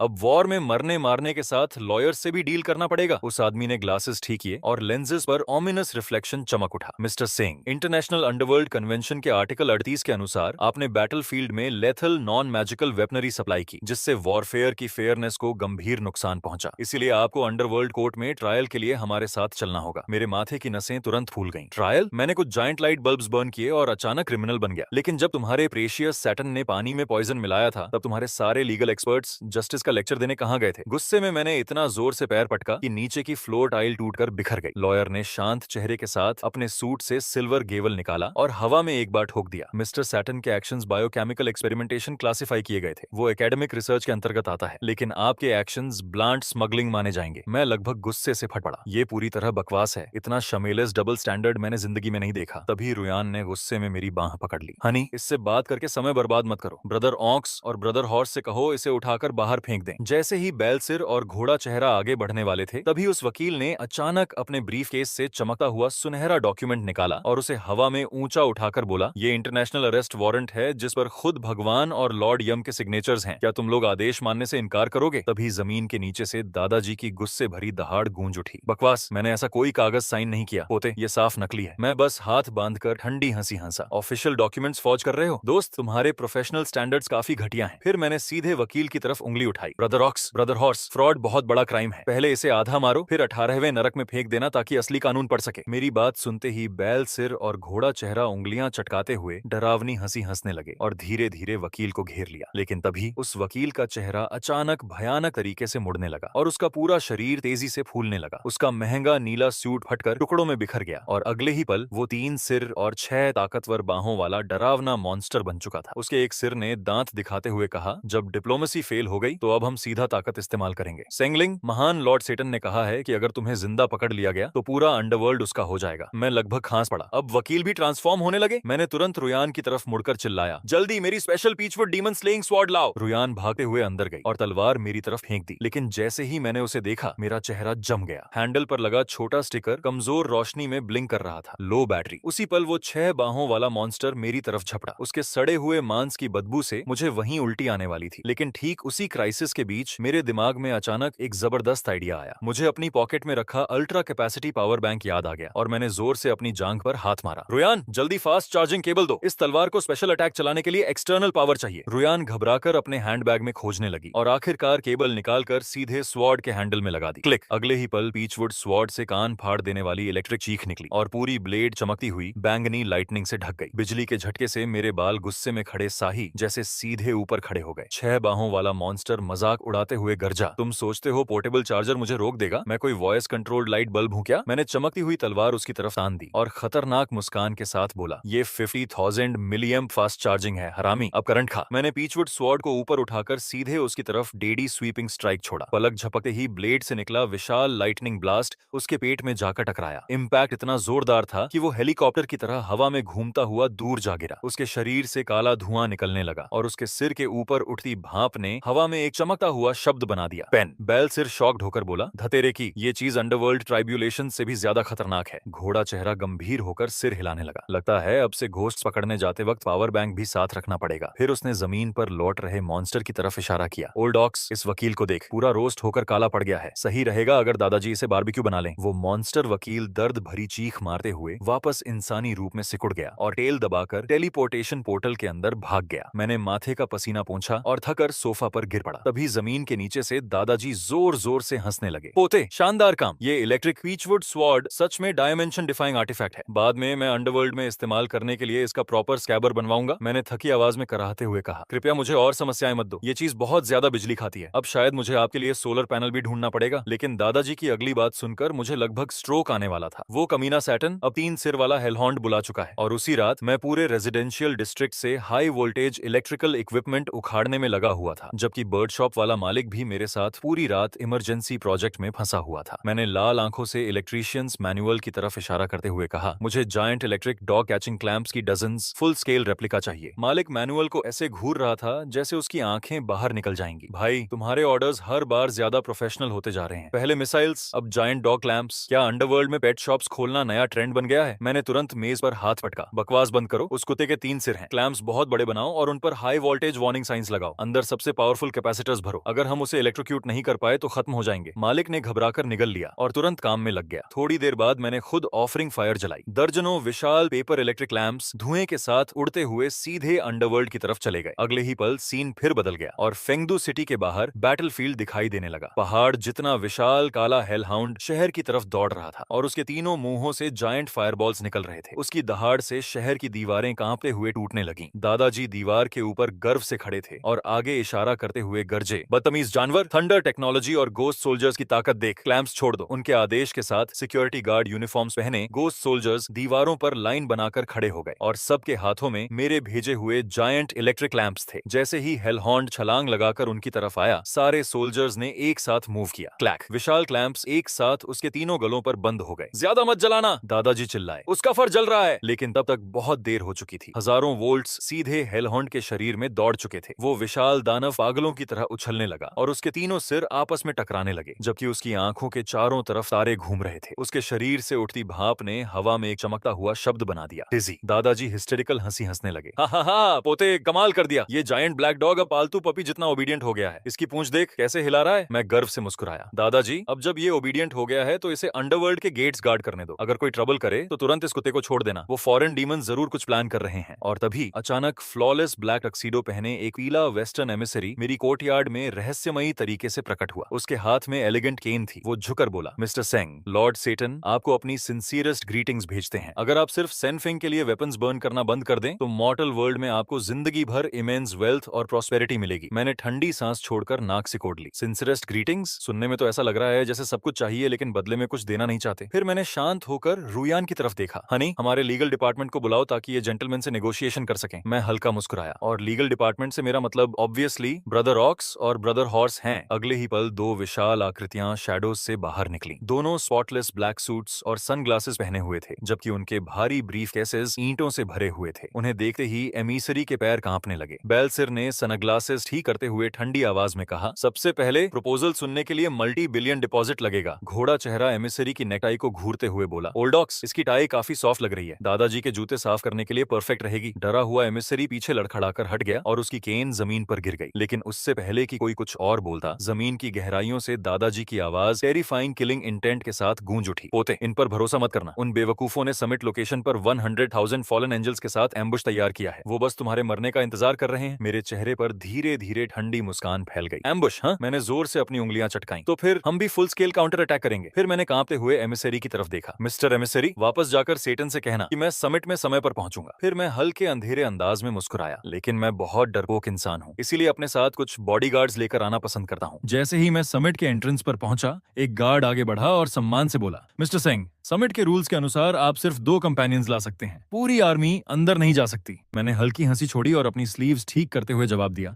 रिलैक्स, मैं सिर्फ अपने भाई बुल और भाई हॉर्स को लाया हूँ। हालांकि मेरे दोनों बॉडीगार्ड्स का पर्सनल लग्जेज थोड़ा बड़ा हो सकता है, इसलिए बेहतर होगा कि तुम लोग एक बहुत बड़ा वेयरहाउस तैयार रखो। ठीक उसी समय दादाजी के मैजिकल आर्टिफैक्ट की मदद से मैंने लिविंग वर्ल्ड के स्पेशल फोर्सेस ट्रेनिंग मैनुअल्स और हजारों टैक्टिकल पेपर हेलमेट्स सीधे अंडरवर्ल्ड में भेज दिए। दादाजी, रिसीव कीजिए, ये हमारी अंडरवर्ल्ड ड्रैगन स्क्वाड का स्पेशल इक्विपमेंट है। ब्रदर बुल और ब्रदर हॉर्स को लीड करने दीजिए और ऐसी आर्मी ट्रेन कराइए जो सबसे कठिन बैटल्स लड़ सके। हमारे परिवार की इज्जत खराब नहीं होनी चाहिए। अगले ही पल सीन अंडरवर्ल्ड ट्रेनिंग ग्राउंड्स में बदल गया, जहां हजारों स्पेक्ट्रल सोल्जर्स मिट्टी में रेंग रहे थे और उनके चेहरों पर काला कैमोफ्लेज पेंट लगा हुआ था। बुल ने लाल आर्म बैंड पहन रखा था और मेगाफोन पकड़कर इतनी जोर से चिल्ला रहा था कि उसका गला बैठने वाला था। तेज चलो, क्या तुम लोगों ने खाना नहीं खाया? इस स्पीड से तो गर्म रीइंकार्नेशन लेने भी समय पर नहीं पहुंचोगे। मूव! तभी हॉर्स ने हाथ उठाकर कहा, ओल्ड बुल, इतने रफ मत बनो। आओ भाइयों, सबको एक पेपर एनर्जी ड्रिंक मिलेगा, उसे पीने के बाद स्टेल्थ ट्रेनिंग करेंगे। सारे सोल्जर्स एक साथ गरजे, यस सर। हॉर्स मुस्कुराया और बोला, उसके बाद जो भी स्टेल्थ प्रैक्टिस में पकड़ा गया उसे आज डिनर नहीं मिलेगा। वहीं दूसरी तरफ दादाजी बीच अम्ब्रेला के नीचे आराम से बैठे हुए थे और टैक्टिकल ट्रेनिंग देखकर हंसी रोक नहीं पा रहे थे। अचानक स्पेक्ट्रल सोल्जर्स ने परफेक्ट सिंक्रोनाइजेशन में मूवमेंट किया, अपने साइलेंस्ड पेपर पिस्टल्स निकाले और दूर के टारगेट्स पर डेडली बैराज छोड़ दिया। उनकी मूवमेंट्स बिजली जितनी तेज थीं। दादाजी जोर से हंस पड़े, हा हा हा पोते, जब हम इन ट्रूप्स को छोड़ेंगे तब सेटन के वो पैथेटिक डीमंस और उनके छोटे ट्राइडेंट्स डर के मारे कांप उठेंगे। मैं स्मर्क करते हुए बोला, इसे डायमेंशनल स्ट्राइक कहते हैं दादाजी, और ये तो सिर्फ एपेटाइजर है। मैंने आपके लिए इलेक्ट्रॉनिक इंटरफेरेंस व्हीकल्स भी तैयार किए हैं। सही समय आने पर हम उनके सारे मैजिक सर्कल्स बेकार कर देंगे और उन्हें हाथापाई में लड़ने पर मजबूर कर देंगे। रुयान ने मेरी बांह पकड़ ली और एडमिरेशन भरी आंखों से फुसफुसाई, माय लव, ये टैक्टिक बहुत रूथलेस है, लेकिन मुझे पसंद आया। मैंने शांत होकर कंधे उचकाए। वॉर और डिसेप्शन में सब फेयर होता है। साजिश पहले उन्होंने की थी, जो हो रहा है वो खुद की वजह से हो रहा है। उसी दौरान मैंने लू ग्रुप का लाइव ब्रॉडकास्ट खोला, जहां कोई बेवकूफ लाखों व्यूअर्स के सामने हमें प्रोवोक कर रहा था। बिना देर किए मैंने एंसेस्टर लुबान द्वारा दिया गया ट्रूथ टैलिस्मन निकाला और सीधे फोन स्क्रीन पर चिपका दिया। मैं उस आदमी को घूरते हुए बोला, बोल, बता कौन तुम्हारे पीछे है और तुम्हारे डार्क इंटेंशंस क्या हैं? बचपन में किसी को नहाते हुए भी देखा होगा तो वो भी उगल देगा, और झूठ बोलने की कोशिश मत करना। सबके शौक के बीच वो आदमी तुरंत कैमरा में सच चिल्लाने लगा, सच ये है, मैं ख्वान पातियन का कजिन हूँ। सेटन ने मुझे ल्यू ग्रुप को बर्बाद करने के लिए बहुत पैसे दिए। मैंने स्टॉक से लीगली मैनिपुलेट किए, मैंने अपने नेबर का बेकन चुराया और आज तक अपने पैर नहीं धोए। उनसे डीमंस जैसी बदबू आती है। चैट तुरंत एक्सप्लोड हो गया और व्यूअर्स डिसबिलीफ और गालियों से स्ट्रीम भरने लगे। मास्ड आदमी घबराकर अपना मुंह बंद करने की कोशिश कर रहा था, लेकिन उसका शरीर उसकी सुन ही नहीं रहा था। उल्टा वो और भी एंथुसियाज्म से सीक्रेट्स उगलने लगा, यहाँ तक कि अपने बैंक कार्ड का पासवर्ड भी बता दिया। थोड़ी देर बाद रुयन भागती हुई मेरे पास आई, माय लव, स्टॉक्स रिकवर हो गए। उस इडियट को पुलिस इन्वेस्टिगेशन के लिए अरेस्ट कर चुकी है। हम जीत गए। मैंने हाथ बांधकर ठंडी आवाज में कहा, हमें प्रोवोक करने की यही कीमत होती है दादाजी। लिविंग वर्ल्ड की छोटी प्रॉब्लम्स खत्म हो चुकी हैं। अब उस ट्रेचरस बैंकेट में जाने का समय है। अंडरवर्ल्ड से दादाजी की कॉन्फिडेंट आवाज गूंज उठी, मेरी तरफ सब तैयार है पोते, बेफिक्र होकर जाओ। मैंने समिट हेडक्वार्टर्स के नीचे सीधे 1 लाख एलीट स्पेक्ट्रल सोल्जर्स छिपा दिए हैं। अगर वो बूढ़ा सैटर्न एक गलत मूव भी करेगा तो मैं पूरी जगह उलट दूंगा और उसे दिखा दूंगा कि अंडरवर्ल्ड का असली रूलर कौन है। मैं मुस्कुराया, excellent, brother bull, brother horse, move out. मेरी fully charged high voltage peachwood sword लेकर आओ। अब उनकी पार्टी बर्बाद करने का समय आ गया है। मैंने अपना सूट ठीक किया और रुयान का हाथ पकड़कर कोर्टयार्ड के बीच बने टेलीपोर्टेशन सर्कल की तरफ बढ़ गया। मेरा दिल बैटल एक्साइटमेंट से जल रहा था। मैजिकल ग्लो ने हमें तुरंत निगल लिया और कुछ पलों बाद मैं अब भी रुयान का हाथ पकड़े हुए वेस्टर्न अंडरवर्ल्ड के भीतर बने एक विशाल डार्क कासल के सामने खड़ा था। वो जगह बेहद डरावनी थी। हर शैडो में बैट्स लटके हुए थे और हवा में सड़ी हुई पुरानी वाइन जैसी बदबू थी। तभी कासल के विशाल गेट्स मौत जैसी आवाज के साथ खुले और खुद सेटन हमारा स्वागत करने बाहर आया। उसने चमकदार लाल सूट पहना हुआ था और ऑनेस्टली वो नरक के राजा से ज्यादा कोई चीप इंश्योरेंस सेल्समैन लग रहा था। फेक स्माइल के साथ उसने बाहें फैलाई। वेलकम मिस्टर सिंह और ब्यूटीफुल मिस लू, अंदर आइए, हमारा पीस समिट आपके लिए परफेक्टली प्रिपेयर्ड है। मैंने मॉकिंग लाफ छोड़ी, एरोगेंट अंदाज में अपनी टाई ठीक की और बुल और हॉर्स की टावरिंग फिगर्स के साथ अंदर चला गया। मेरे पास खड़ी रुयान मेरी बाह कसकर पकड़े हुए थी और आसपास खड़े ब्लैक विंग्ड फॉलन एंजल्स को सावधानी से देख रही थी। मैंने बुल की तरफ देखा और शांत आवाज में कहा, ब्रदर बुल, लॉर्ड सेटन को हमारा तैयार किया हुआ गिफ्ट दे दो। बुल ने सिनिस्टर ग्रिन दिखाई, अपने ब्रीफकेस से जाइगेंटिक पेपर एयर प्यूरिफायर निकाला और तुरंत ऑन कर दिया। अगले ही पल सैंडलवुड फ्रेग्रेंस पूरे हॉल में फैल गई, जिससे सारे पैथेटिक लेसर्स डीमंस लगातार छींकने लगे। सैटन के माथे की नसें उभर गईं और वो गुर्राया, मिस्टर सिंह, इसका मतलब क्या है? हम वेस्टर्नर्स इस तरह की अरोमा के आदी नहीं हैं। उसने इतनी जोर से जमीन पर पैर पटका कि काला मार्बल टाइल टूट गया और उसके सिर से उठती भाप लगभग रेज शब्द बना रही थी। मैं शांत मुस्कान के साथ बोला, इसे एनवायरनमेंट प्यूरिफिकेशन कहते हैं। इससे हमें तुम्हारे बैड इंटेंशंस की बदबू सहन नहीं करनी पड़ती। लेकिन बकवास काफी हुई। अग्रीमेंट कहाँ है? सेटन ने टेबल की तरफ इशारा किया। वहीं, बस साइन कर दो। वेस्टर्न अंडरवर्ल्ड की सॉवरेंटी एक्सेप्ट कर लो, वेपन्स बर्न करना बंद कर दो और हम हमेशा के लिए दोस्त बन जाएंगे। उसी पल दादाजी की आवाज मेरे दिमाग में गूंजी, पोते, कुछ साइन मत करना। मैंने अपने लोग उनकी आर्मरी में इन्फिल्ट्रेट कर दिए हैं। बस उसे बातों में उलझाए रखो और मेरे सिग्नल का इंतजार करो। मैंने हल्का सिर हिलाया, तभी मूंछों वाला वही लॉयर फिर गोल्डन पेन लेकर मेरे सामने आ गया। मिस्टर सिंह, जल्दी साइन कर दीजिए। इसके बाद ल्यू ग्रुप दुनिया की नंबर 1 कंपनी बन जाएगी और आप लिविंग वर्ल्ड में अंडरवर्ल्ड के ऑफिशियल स्पोक्स पर्सन बन जाएंगे। मैं मन ही मन ठंडी हंसी हंसा। Spokes person? ज्यादा सही शब्द स्केपगोट होगा। रुयान, वो सुपर ट्रांसलेटर निकालो जो मैंने पहले बर्न किया था और अग्रीमेंट के हिडन रूल्स एक्सपोज करो। मैंने पॉकेट से चमकता पेपर फोन निकाला और कॉन्ट्रैक्ट की तरफ कर दिया। तुरंत एक क्लियर इलेक्ट्रॉनिक वॉइस पूरे हॉल में गूंज उठी और बिना सेंसरशिप के सारे सीक्रेट क्लॉजेस पढ़ने लगी। सेन फेंग की सभी आर्मड फोर्सेस बिना शर्त सरेंडर करेंगी और स्लेव्स की तरह काम करेंगी। ये सुनते ही रुयान का चेहरा गुस्से से लाल हो गया। उसने इतनी जोर से पैर पटका कि जमीन में क्रेटर बन गया और सीधे सैटन की तरफ उंगली दिखाकर चिल्लाई, साले सैटन, इंसान जैसा चेहरा है लेकिन दिल कोयले से भी ज्यादा काला। डार्लिंग, इस अग्रीमेंट को फाड़ देते हैं। सेटन ने तुरंत अपना सूट फाड़ दिया और उसकी पीठ से 6 विशाल काले विंग्स निकल आए, जिन्होंने नेगोशिएशन टेबल को उड़ाकर दूर फेंक दिया। उसका चेहरा रेज से मुड़ गया। अब जब तुम सब जान चुके हो तो दिखावा करने का कोई मतलब नहीं। फॉलन एंजल्स, इन्हें पकड़ो और डीपेस्ट डंजन में फेंक दो। ठीक उसी सेकंड मैंने शांत होकर चार्ज्ड पीच वुड मिरर निकाला और सीलिंग की तरफ मैसिव लाइटनिंग ब्लास्ट छोड़ दिया। मुझे पकड़ना चाहते हो सेटन? पहले खिड़की से बाहर देखकर बताओ कि वो किसकी आर्मी है। सैटन इंस्टिंक्टिवली पलटा और जैसे ही उसने बाहर देखा उसका पूरा शरीर जम गया। कैसल के ऊपर डार्क स्काई में डीफेनिंग एक्सप्लोजन्स गूंज रहे थे, जबकि dozens invisible paper fighter jets अंधेरे को चीरते हुए उड़ रहे थे।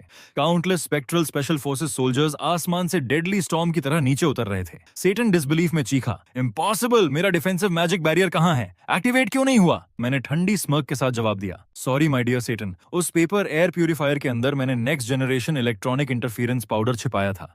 अभी तुम्हारे मैजिकल सर्किट्स शायद एक लाइट बल्ब भी पावर नहीं कर पाएंगे। अचानक बुल और हॉर्स ने अपने सूट्स फाड़ दिए और अंदर टैक्टिकल वेस्ट्स दिखाई देने लगे। बुल ने हेवी वल्कन मशीन गन उठा ली, जबकि हॉर्स ने लेजर कैप्चर नेट एक्टिवेट कर दिया। दोनों टेरिफाइंग ग्रिन्स के साथ धीरे धीरे सेटन की तरफ बढ़ने लगे। बुल जोर से हंसा, हे हॉर्स, इस चिड़िया के विंग्स काफी बड़े हैं, इन्हें काटकर ओल्ड मिस्टर सेन के लिए अच्छा फैन बनाएंगे। हॉर्स एक्साइटेड होकर सिर हिलाने लगा, और उन छोटे डीमंस को भागने मत देना, सबको पकड़कर नई अंडरवर्ल्ड हाईवे बनवाएंगे। सेटन गुस्से से कांपने लगा, उसके 6 विंग्स पागलों की तरह फड़फड़ाने लगे और वो डेस्परेट फाइनल बैटल के लिए तैयार हुआ। लेकिन मूव करने से पहले ही कासल फ्लोर हजारों टुकड़ों में एक्सप्लोड हो गया। मेरे दादाजी से फेंका एक कोलोसल पेपर एक्सकेवेटर चलाते हुए जमीन के नीचे से बाहर निकले। उसकी मैकेनिकल आर्म के एक स्विंग से ही उन्होंने सैटन को सीधे दीवार में दे मारा। दादाजी जोर जोर से हंस पड़े, हाँ हाँ हाँ, मैं बहुत समय से इस कबाड़ खाने को तोड़ना चाहता था। शानदार काम पोते। पलक झपकते ही एलीट स्पेक्ट्रल सोल्जर्स ने पूरे कैसल पर कंट्रोल कर लिया। सब खत्म होता देख फॉलन एंजल्स ने तुरंत वेपन्स नीचे फेंक दिए और अनकंडीशनल सरेंडर कर दिया। रुयान मेरी बांह पकड़कर एक्साइटमेंट से चमकती आंखों के साथ फुसफुसाई, डार्लिंग, हम सच में जीत गए। मैंने धीरे से सिर हिलाया, अभी नहीं, जब तक इस डेविल्स नेस्ट को हमारी नई ब्रांच ऑफिस में नहीं बदल देते तब तक कुछ खत्म नहीं हुआ। सैटन अब भी दादाजी के एक्सकवेटर से दीवार पर ऐसे पिंड था जैसे कोई पैथिक पोस्टर हो। तभी ग्रीक अंडरवर्ल्ड का राजा हैड्स अपनी आर्मी के साथ वहां भी आ पहुंचा, लेकिन डिस्ट्रक्शन देखते ही उसने तुरंत स्पीयर फेंक दिया और ऑकवर्ड स्माइल बनाकर बोला, mister Singh, young master Seng, ये सब मिसअंडरस्टैंडिंग है। मैं तो आपकी टेरिटरी कंट्रोल करने में मदद करने आया था।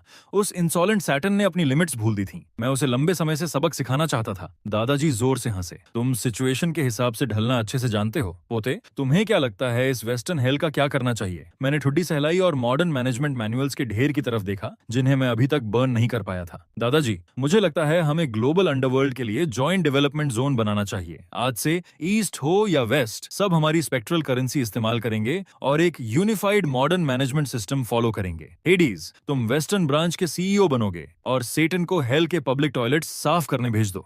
सेटन के सिर से गुस्से में भाप निकलने लगी, जबकि मेरे बगल में खड़ी रुयान ने लैपटॉप खोलकर अगला कमर्शियल एम्पायर प्लान करना शुरू कर दिया।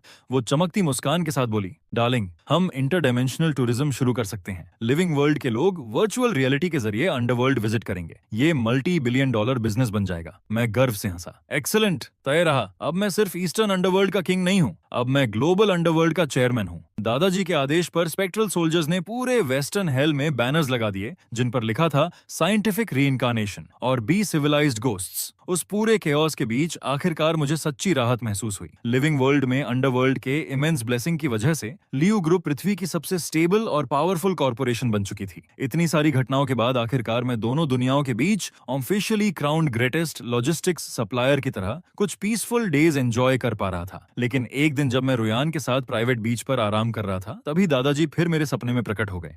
पोते, तुम आजकल बहुत बिजी हो गए हो। मैंने अंडरवर्ल्ड में स्पेस एक्सप्लोरेशन प्रोजेक्ट शुरू किया है, इसलिए जल्दी से कुछ स्पेस शिप्स बर्न करके भेजो। मैं उन्हें बिना कुछ बोले घूरता रह गया। दादाजी, आपकी एम्बिशंस की सच में कोई लिमिट नहीं बची। अंडरवर्ल्ड काफी नहीं था क्या? अब एलियंस को भी टेरराइज करना है। भले ही मैं कंप्लेन कर रहा था, लेकिन अगले ही पल मैंने कार स्टार्ट की और विलेज पेपर ऑफरिंग शॉप की तरफ निकल पड़ा। मालिक, जो अब तक मेरा एक्सक्लूसिव डिजाइनर बन चुका था, मुझे देखते ही कई इनॉर्मस एरोस्पेस मॉडल्स निकाल लाया। बॉस सेंग, इस बार मार्स जा रहे हैं या मून? देखिए, मैंने आपके लिए फुल पेपर स्पेस स्टेशन भी बनाया है। Guaranteed perfect scale replica. मैंने बिना हेजिटेशन हाथ हिलाया। सब ले लूंगा। और कुछ हैंडसम पेपर एस्ट्रोनॉट्स भी बना दो ताकि वो दादाजी के लेफ्टिनेंट्स बन सकें। जैसे जैसे फ्लेम्स आसमान में उठी, एंडलेस मॉडर्न इक्विपमेंट लगातार अंडरवर्ल्ड भेजा जाने लगा। रुयान मेरे पास आई, उसने मेरी बांह पकड़ ली और हल्की मुस्कान के साथ बोली, थैंक यू डार्लिंग, मुझे बिल्कुल अलग दुनिया दिखाने के लिए धन्यवाद। मैंने जलती हुई आग की तरफ देखते हुए शांत आवाज में जवाब दिया, माय लव, ये तो सिर्फ शुरुआत है। जब तक मैं यहाँ हूँ, हमारा परिवार लिविंग वर्ल्ड पर राज करेगा और मेरे दादाजी आफ्टर लाइफ से पूरे यूनिवर्स को जीत लेंगे। और धीरे धीरे आखिरी सीन फेड होने लगा, जहाँ मेरे दादाजी फुल स्पेस सूट पहनकर पेपर लूनर रोवर के ऊपर गर्व से खड़े थे, जैसे अब वो खुद सितारों को जीतने निकल पड़े हों।